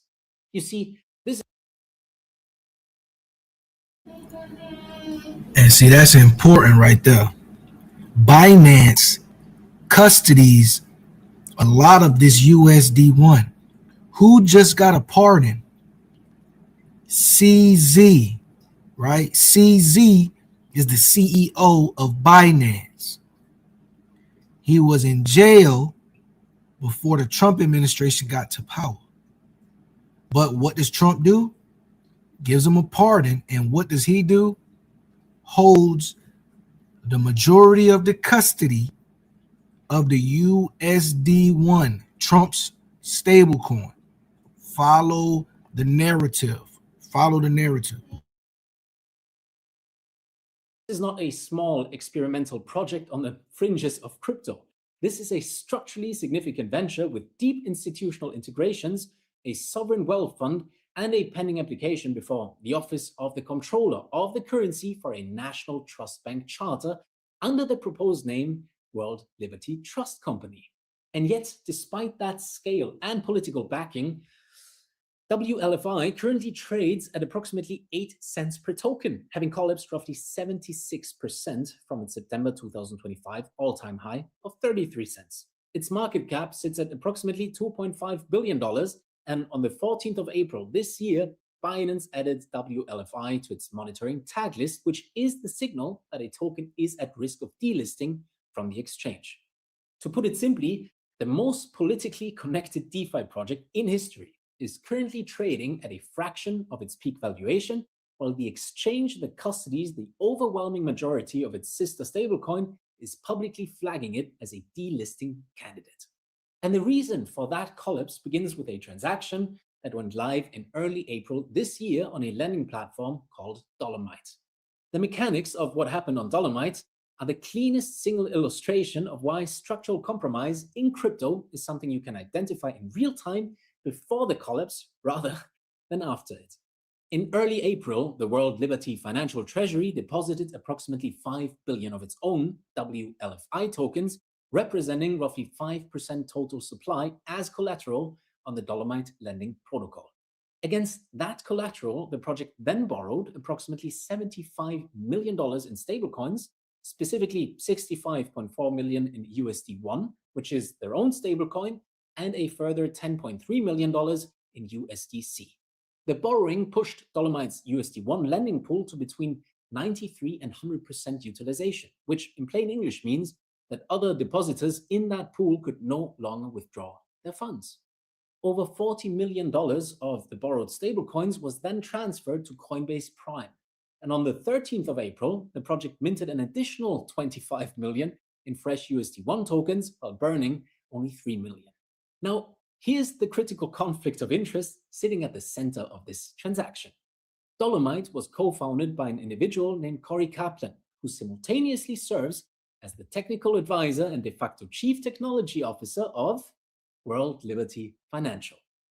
This means the project deposited its own illiquid governance tokens as collateral on a lending venue controlled by its own insider, borrowed stablecoins denominated in its own ecosystem, and used those borrowed funds to manage the resulting liquidity crunch by minting more of its own stablecoin. And as a few media outlets inside and outside of crypto have pointed out, that's some FTX Alameda vibes right there. You'll recall that Alameda Research borrowed against FTT token on FTX, while World Liberty borrowed against its own illiquid WLFI token on Dolomite. Now, if the price of the collateral token falls, forced liquidation cascades through the lending platform and creates bad debt for every other depositor. And the killer data point here comes from BubbleMap's chief executive, Nicholas Weimer, who quantified the illiquidity problem in startling terms. Selling just $8.2 million of WLFI on the open market would cause approximately 72% slippage, meaning the collateral that backs 3/4 of the borrowed sum cannot be safely liquidated without catastrophically crashing its own price. The project has dismissed all of this as FUD, describing themselves as an anchor borrower generating yield for other depositors and insisting they are nowhere near liquidation because they can simply post additional collateral if needed. But the additional collateral they could post is more illiquid WLFI tokens, which is precisely the circular logic that defines the structural vulnerability in the first place. Now, before we get into how the largest outside investor in the project responded to all of this, staying ahead of these structural red flags before they translate into devastating losses is exactly where the Coin Bureau Telegram channel exists. This is where we share the latest breaking news the moment it lands, where we provide deep dive alpha on emerging risks across DeFi protocols, exchanges, and stablecoin issuers, and where we deliver the most important market updates straight to your device so you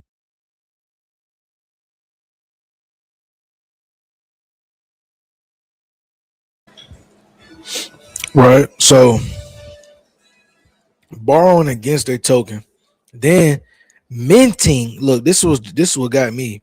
Then they minted more of the stable token after they took a loan on a different platform, ran off with it.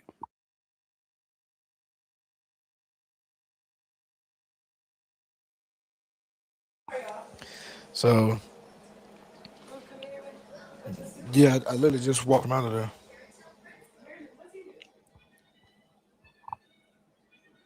So right, so let me put this on the screen again, and we'll go back to the video. So World Liberty Financial Treasury Wallet routed roughly 5 billion tokens to a lending protocol called Dolomite, right, and borrowed about 75 million in stable coins, right? Now the co-founder serves as the advisor for World Liberty, right? We can start there. But it's exactly the same thing that FTX and Almeida did. The FTT token, which is what sunk, FTX, right, and sent Sam Bankman-Fried to jail. This is the exact same play. The only difference is this shit is publicly on chain. Niggas saw this shit coming. World Liberty token is the collateral. That's not legit collateral, right? So liquidation is inevitable. They got to keep forcing people to mint USD1. Otherwise, people ain't gonna be able to get none of their money back because it's all gonna be gone. Right? All gonna be gone. So motherfucker been trying to press the button on it, but it is what it is at this point.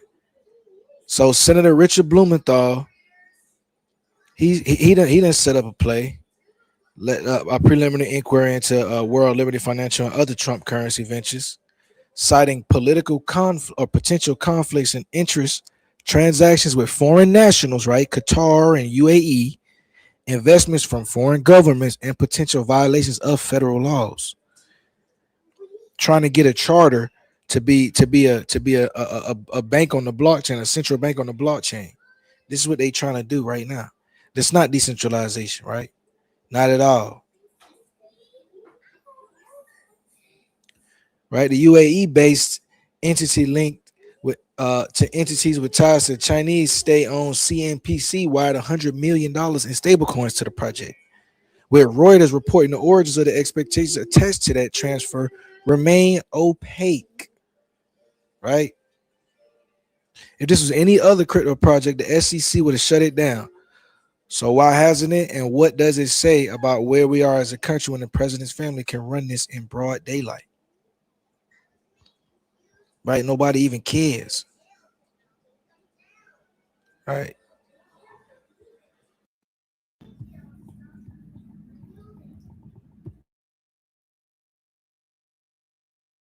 So you never miss a critical signal. Whether it is an exchange monitoring tag, an on-chain liquidity warning, or a regulatory action that the broader market has not yet priced in. You can sign up today using the link in the description below or by scanning the QR code currently displayed on your screen. Right, let us return now to what happened when World Liberty tried to apply this same control architecture to one of its most prominent investors. Justin Sun, the founder of Tron Blockchain, invested approximately $75 million into World Liberty Financial during the pre-sale rounds and was given a formal advisor role. At the September 2025 peak, his combined holdings, including unvested tokens, were valued at close to $700 million. Then on the 4th of September last year, Sun's wallet, which holds approximately 545 million WLFI tokens, was blacklisted and frozen by administrative function inside the WLFI smart contract. The freeze was triggered following an attempted transfer of roughly 9 million from his wallet, and Sun received no notice and no documented due process. Now, fast forward to April 12th this year, and Sun went public on X with a series of escalating allegations that have reshaped the conversation around this project entirely. He alleged that the team secretly embedded a backdoor blacklisting function in the WLFI token contract that allows insiders to unilaterally freeze, restrict, or confiscate any holder's assets at will. He was technically specific, identifying the control structure as a 3 of 5 anonymous multisig wallet combined with a single external account owned by an anonymous guardian that holds unilateral ban authority. Justin Sun described the governance as theater, claimed that key votes were predetermined before they were cast, called the structure world tyranny and described himself as the first and largest victim of the backdoor mechanism. He characterized the entire venture as a trap masqueraded as a door, and his frozen tokens, once worth approximately $107 million, are now valued at roughly $42 million, a paper loss exceeding $80 million for him personally.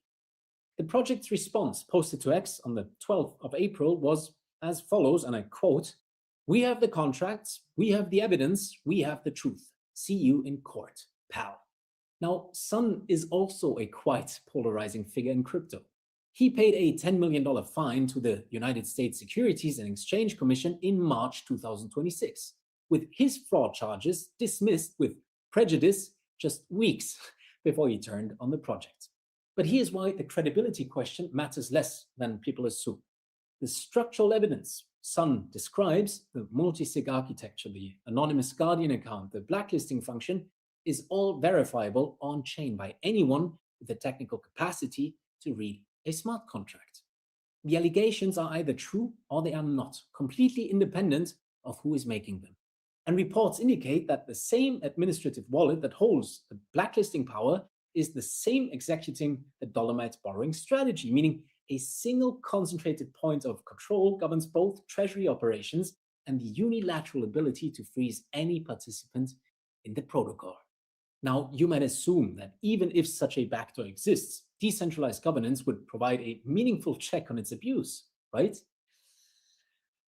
That assumption completely collapses when you look at the data from the March 2026 governance vote, which revealed that just 10 wallets controlled 76% of all voting power in the WLFI governance system. The identities behind those 10 controlling wallets, of course, remain undisclosed. In that same vote, a proposal to require WLFI tokens to be staked for 180 days before qualifying for governance participation passed with 99.12% approval, a supermajority that, when combined with the 76% concentration, is not evidence of consensus, but rather the sort of voting outcome you get in places like North Korea. And then, on the 15th of April this year, the project published the proposal that critics are now calling a $1.5 billion extraction scheme. The proposal restructures the vesting terms for approximately 62.28 billion WLFI tokens currently in various locked states.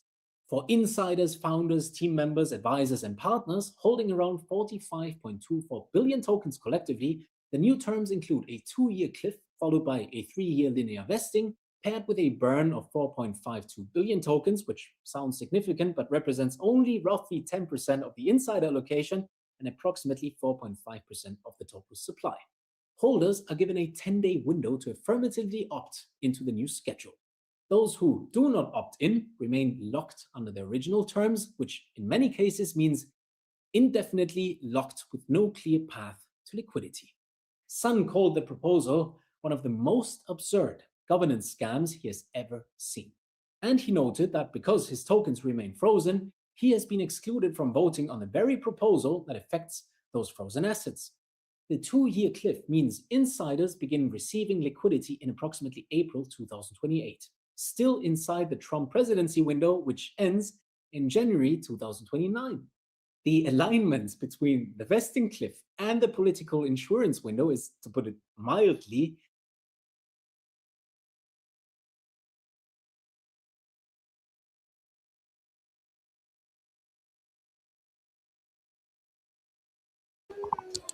So to put that shit in plain English, right?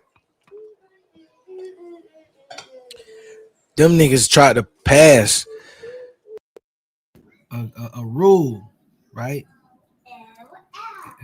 A rule meaning to be implemented without question, right? Unchangeable, because it's going to be changed on chain, right? Changed to the code. Locking up the tokens, 62 billion tokens until Trump is about to walk out of office, virtually guaranteeing, you know what I'm saying, a certain outcome. So you can't even get your investment back until it's going to be too late. And so they done already extracted all of the wealth, and he's about to leave off into the sunset, and then they're gonna sanction and do all these different shits, and the company gonna be the company gonna get sued. It's gonna be all kind of litigation behind this situation right here. The difference between this and FTX, FTX has some type of back channel. This was all public. This was even worse. This was low budget FTX. Right? This budget FTX. And so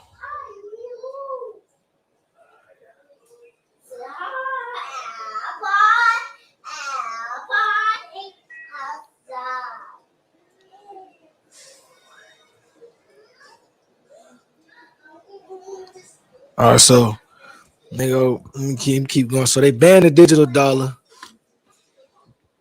but built this instead, right? So this is what I was speaking about earlier, right? So watch this. I'm finna get out of here after this. CBDC ban was real, right? So a lot of people in the crypto space, they kind of been championing what's been going on. They feel like this is a time to be alive. This is what we're looking for and all this, right? But I be following the money, bro. And I be following the protocol. And right, so watch what we really about to be talking about here. So the whole concept of this, right, of stable coins and reserve banking and the digital dollar, and this is all about having one-to-one reserves, making sure, right, one-to-one. So, but with this new Genius Act, we have what's essentially the stablecoin central bank, right? They have executed, they have crafted their language, right, in a way that they've used enough of the buzzwords to keep enough of the decentralized zealots at bay, you know. So they saying stuff like stablecoin. They're using words like yield, but if you're not paying attention, you're thinking that you about to be accruing some interest, but all of that yield is going to the issuers with this new Genius Act, right? That just dropped. So the headline is clean. The U.S. government banned the development of a central bank digital currency, right? No CBDC will be developed, right? The official reason leaned into civil liberties, right? They act like they didn't want to overstep privacy. Meanwhile, they could track you all the way down to your advertisement and shit.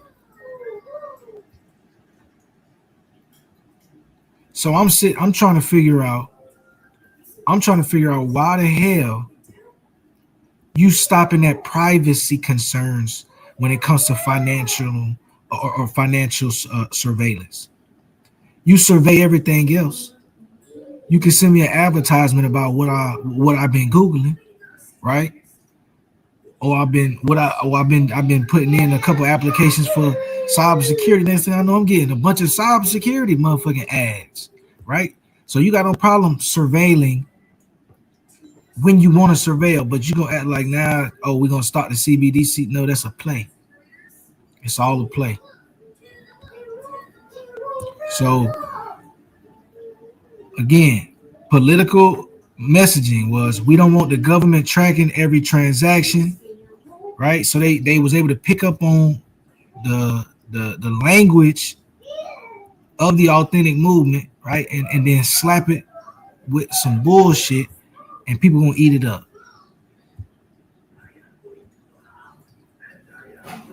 So like I said, at the same time they're banning the CBDC with this Genius Act, the government is explicitly endorsing private dollar-backed stablecoins as the future of digital money. Governments, right? They're gonna issue the digital dollar. I mean that's the framework of the CBDC, right? But the framework that we're gonna be under, which is what niggas have been advocating for, but not in the way that they're executing it, right? They're talking having private companies that's going to issue, right, the stable coins, but it's going to be backed by the government now, right? It's going to be backed by US treasuries. So in 2025, Congress passed the Genius Act, right? First real federal framework for stable coins. Right. Let me pull this down. I got too many tabs open.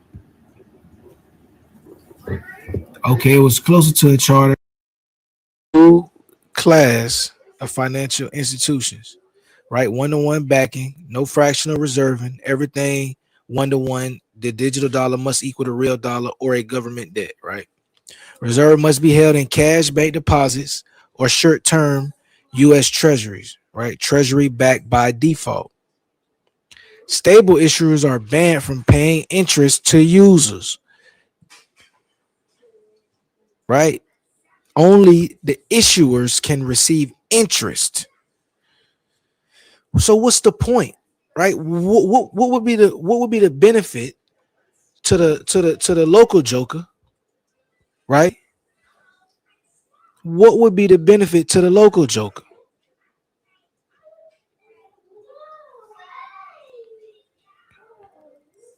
Right? So let me translate that. So when you hold a stable coin, you indirectly are going to be holding US treasuries, indirectly funding the US government. But you receive none of the yield that this treasury is going to generate from you holding said stable coin. All that yield is going to the issuer. Again, I keep saying that.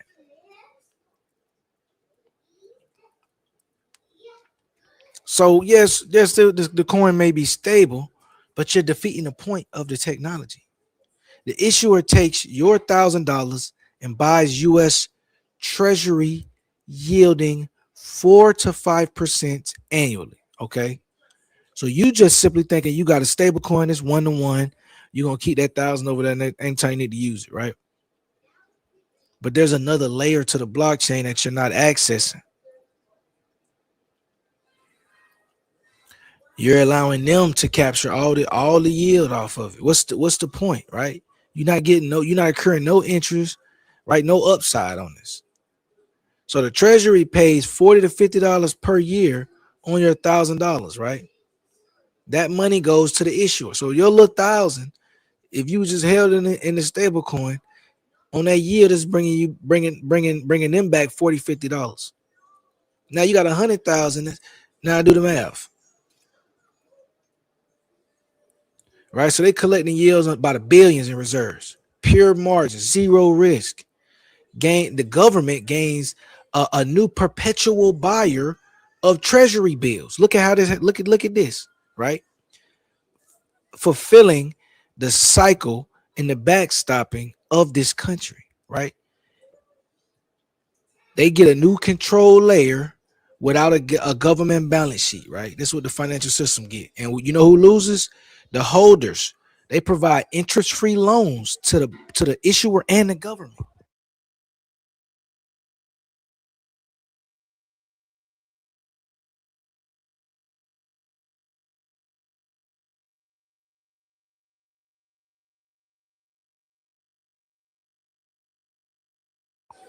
It's 12:05. I done went over my time limit. So like I said, your yield is going. The Genius Act specifically prohibits issuers from passing interest to the users. So the Genius Act framework isn't a coincidence. It's simultaneously solved three major problems for the financial and political establishment. Problem one, the bank run risk. Lawmakers are worried if stablecoins pay interest, people are going to pull deposits from traditional banks in droves. So the solution to that, remove the yield entirely. Now the banks remain competitive. Systemic risk is neutralized. All the above. Right? Stable coins are globally accessible. Dollar denoted, right? And treasury backed, right? This is what I'm saying. The U.S. now exports digital dollar worldwide, right? To be able to combat BRICS, right? Without printing physical cash. The dollar reserve currency status reinforced, and the era without the Fed lifting a finger continues. right? And problem number 3, cheaper government debt, right? The sleeper effect. The stablecoin issuer becomes major permanent buyers of the U.S. Treasury. More demand, lower yield, lower borrowing costs for the government, right? Research indicates this demand can meaningfully reduce Treasury yields, saving the government billions annually, right?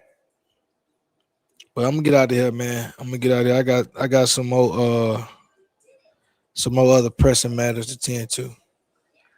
But this is on this is on my website. This is on debate.luckyguzman.xyz. Right. All my presentations. I'm trying to build a hub, right? Functionally, these systems are extremely similar, right? The CBDC and this version of stablecoin banking, right?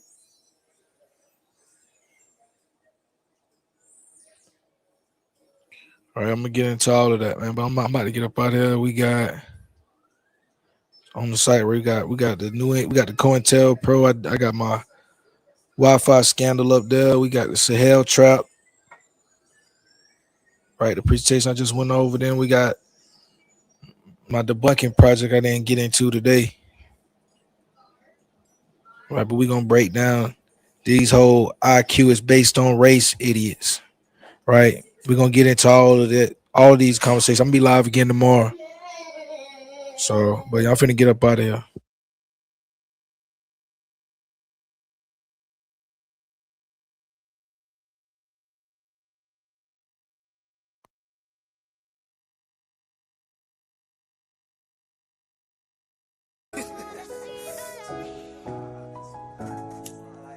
Thanks for the slap, Ali.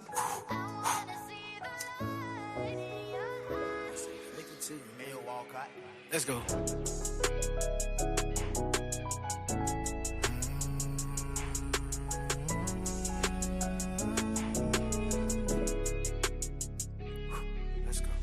They say fake it till you make it. Bet you can't make it unless you fake it. Guess you can't read between them lines. We ain't seeing no paper.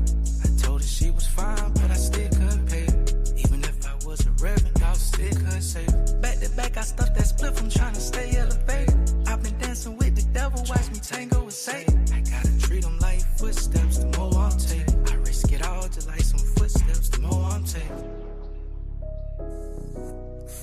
I'ma double back just for them rats. You can forecast that. I know a basis switched up his past. Now he pray to the east.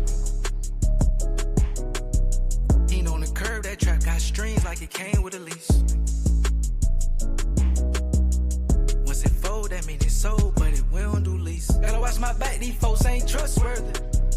I been getting bags off all summer. It's starting to feel like the old me. Do a cutie when he get out just to help him get on his feet. Remember thinking THC, now I'm on open sea. I just took a trip to Colorado, flew to Boston. Nigga got a rental, drove that bitch right down to New Orleans. He gon' call my phone, he tryna talk to me about L&B. I just took the profits, then I bought me a new PFP. They say fake it till you make it. Bet you can't make it unless you fake it. Guess you can't read between them lines. We ain't seeing no paper. I told her she was fine, but I still couldn't pay her. Even if I was a reverend, I still couldn't save her. Back to back, I stuffed that split from trying to stay elevated. I've been dancing with the devil, watch me tango with Satan. I gotta treat them like footsteps, the more I'm taking. I risk it all just like some footsteps, the more I'm taking. Hey, yo, Walcott.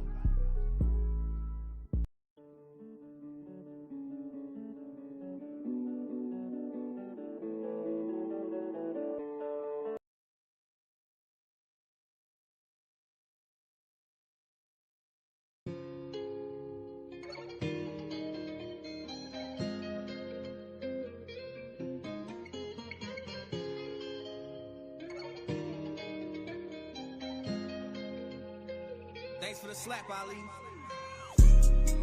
I prove it to myself before I prove that shit to you. I was out here thugging, I was supposed to be the one that stayed at school. Got kicked out campus, dorm got searched. They think I robbed the bank. Got me feeling like Tim, cause I swear this shit done came the harder way. He swear he pee, but he only gon' fuck cause that boy got a car and a chain. He wanna hate the player, but he really know he need to hate the game. I was taking trips to the left coast with the bows trying to make a name. I thought I was on the right path to the troll, got behind me and hit the lights. Pack touchdown in Gainesville like I'm Percy, telling me that I'm more handsome in person. I been found my purpose, can't pop me no perky. I tapped in some shit you can't reach it like cursive. I'm tapping some shit you can't see to believe in. Some shit you can't see to believe in. OJ on trap on Sunday like a deacon. Name ain't Steven, he tryna get even. He hide his mind, he gon' fight through the demons. Lost in his mind, he can't find him a reason. I prove it to myself before I prove that shit to you. I was out here thinking I was supposed to be the one that stayed in school. Got kicked out campus, dorm got searched. They think I robbed the bank. Got me feeling like Tim, cause I swear this shit done came the harder way. He swear he pee, but he only gon' fuck cause that boy got a car and a chain. He wanna hate the player, but he really know he need to hate the game. I was taking trips to the left coast with the bows and trying to make a name. I thought I was on the right path to the troll, got behind me and hit the lights.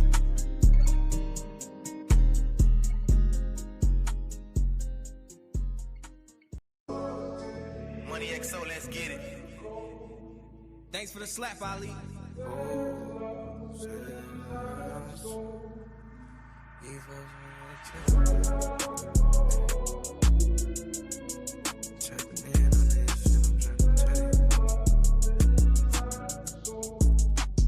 These folks make a killing just on covering our pain. Crazy to think this lifestyle we live, folks gon' ever be the same. You can give it your all and it still ain't enough.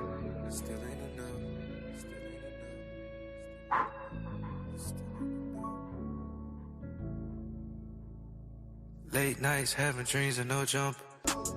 Heard he tryna make a name, instead he got an inmate number. Fucked up out of cars with those niggas, must they never shuffle. He know if he maximize his grind, then he could turn to a stunner. He mastermind getting swift, that nigga turned to a track star. First he was catching rides, then he turned to a NASCAR. I know a nigga turned 26, yeah, he still hitting licks. One thing about it, that's for sure, he finna take his jits. He know he facing 2 to 5, but he ain't no lottery pick. Quarterback the whole play on the ground, he thought he was Michael Vick. He did it all for a good cause, nigga thought he was capping it. Now he paying off lawyers and praying to get through all kind of shit. I gotta tell you the truth, cause I know you don't hear it often. I know a preacher mixed the white and green like he was from Boston. Early bird having the worm, I'm tapping in with the bosses. What you know about using margin, what you know about them losses. I'm 10X and gotta pay back an 80 piece.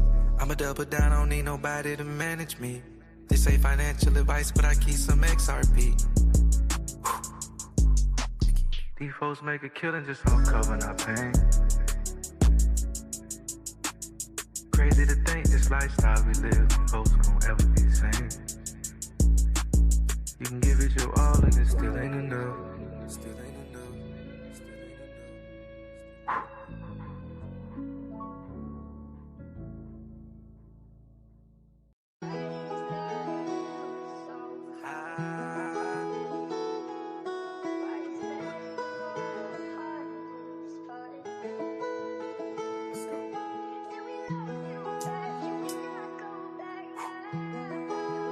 Thanks for the slap, Ali.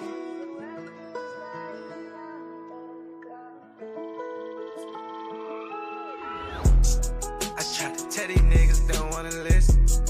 Everybody that cheat don't wanna play their position. You gon' pop in the net, but we knowin' it's fiction. I ain't even trippin' about none of that shit, my nigga. I was in them trenches, keeping it too confidential. I risk it all behind this shit I'm implementing. I pray to God every day I don't get implicated. Don't stab me in my back, look at my face and betray me. Don't stab me in my back, look at my face and betray me. Stab me in my back, stab me in my back. Don't stab me in my back, look at my face and betray me. On these hooks, I'm starting to feel like Kareem. I make shit shake, I'm starting to feel like Hakeem. Even to pop an X pill, cause ain't no I in the team. I heard a gangster started singing, I guess that nigga thought he was Jodeci.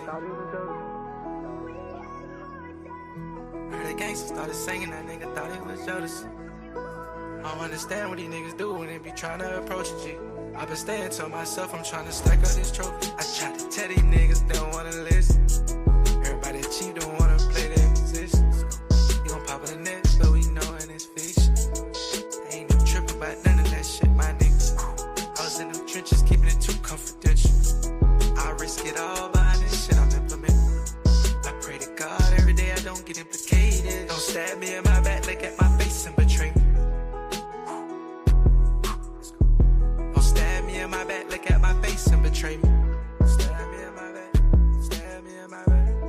stab me in my back, look at my face and betray me. They say life's by choices, you can't even avoid it. Try the best, they cross you out and double back to count on you. These niggas ain't tryna put in work, but they need all the employment. I was in the trap thinking about white papers and road maps, nigga. This devil gonna do his best to walk you down to like a staircase. I just talked to my lawyer last night, he called me, told me they finna drop the case. I protect my energy, I can't let these niggas infiltrate. That boy internet gangsta, he only thugging in Twitter space. I tried to tell these niggas, they don't wanna listen. Everybody cheap, don't wanna play their positions. We gon' pop in the net, but we knowin' it's fiction. I ain't no trippin' about none of that shit, my nigga. I was in them trenches, keeping it too confidential. I risk it all behind this shit I'm implementing. I pray to God every day I don't get implicated. Don't stab me in my back, look at my face and betray me. Don't stab me in my back, look at my face and betray me. Stab me in my back, stab me in my back. Don't stab me in my back, look at my face and betray me.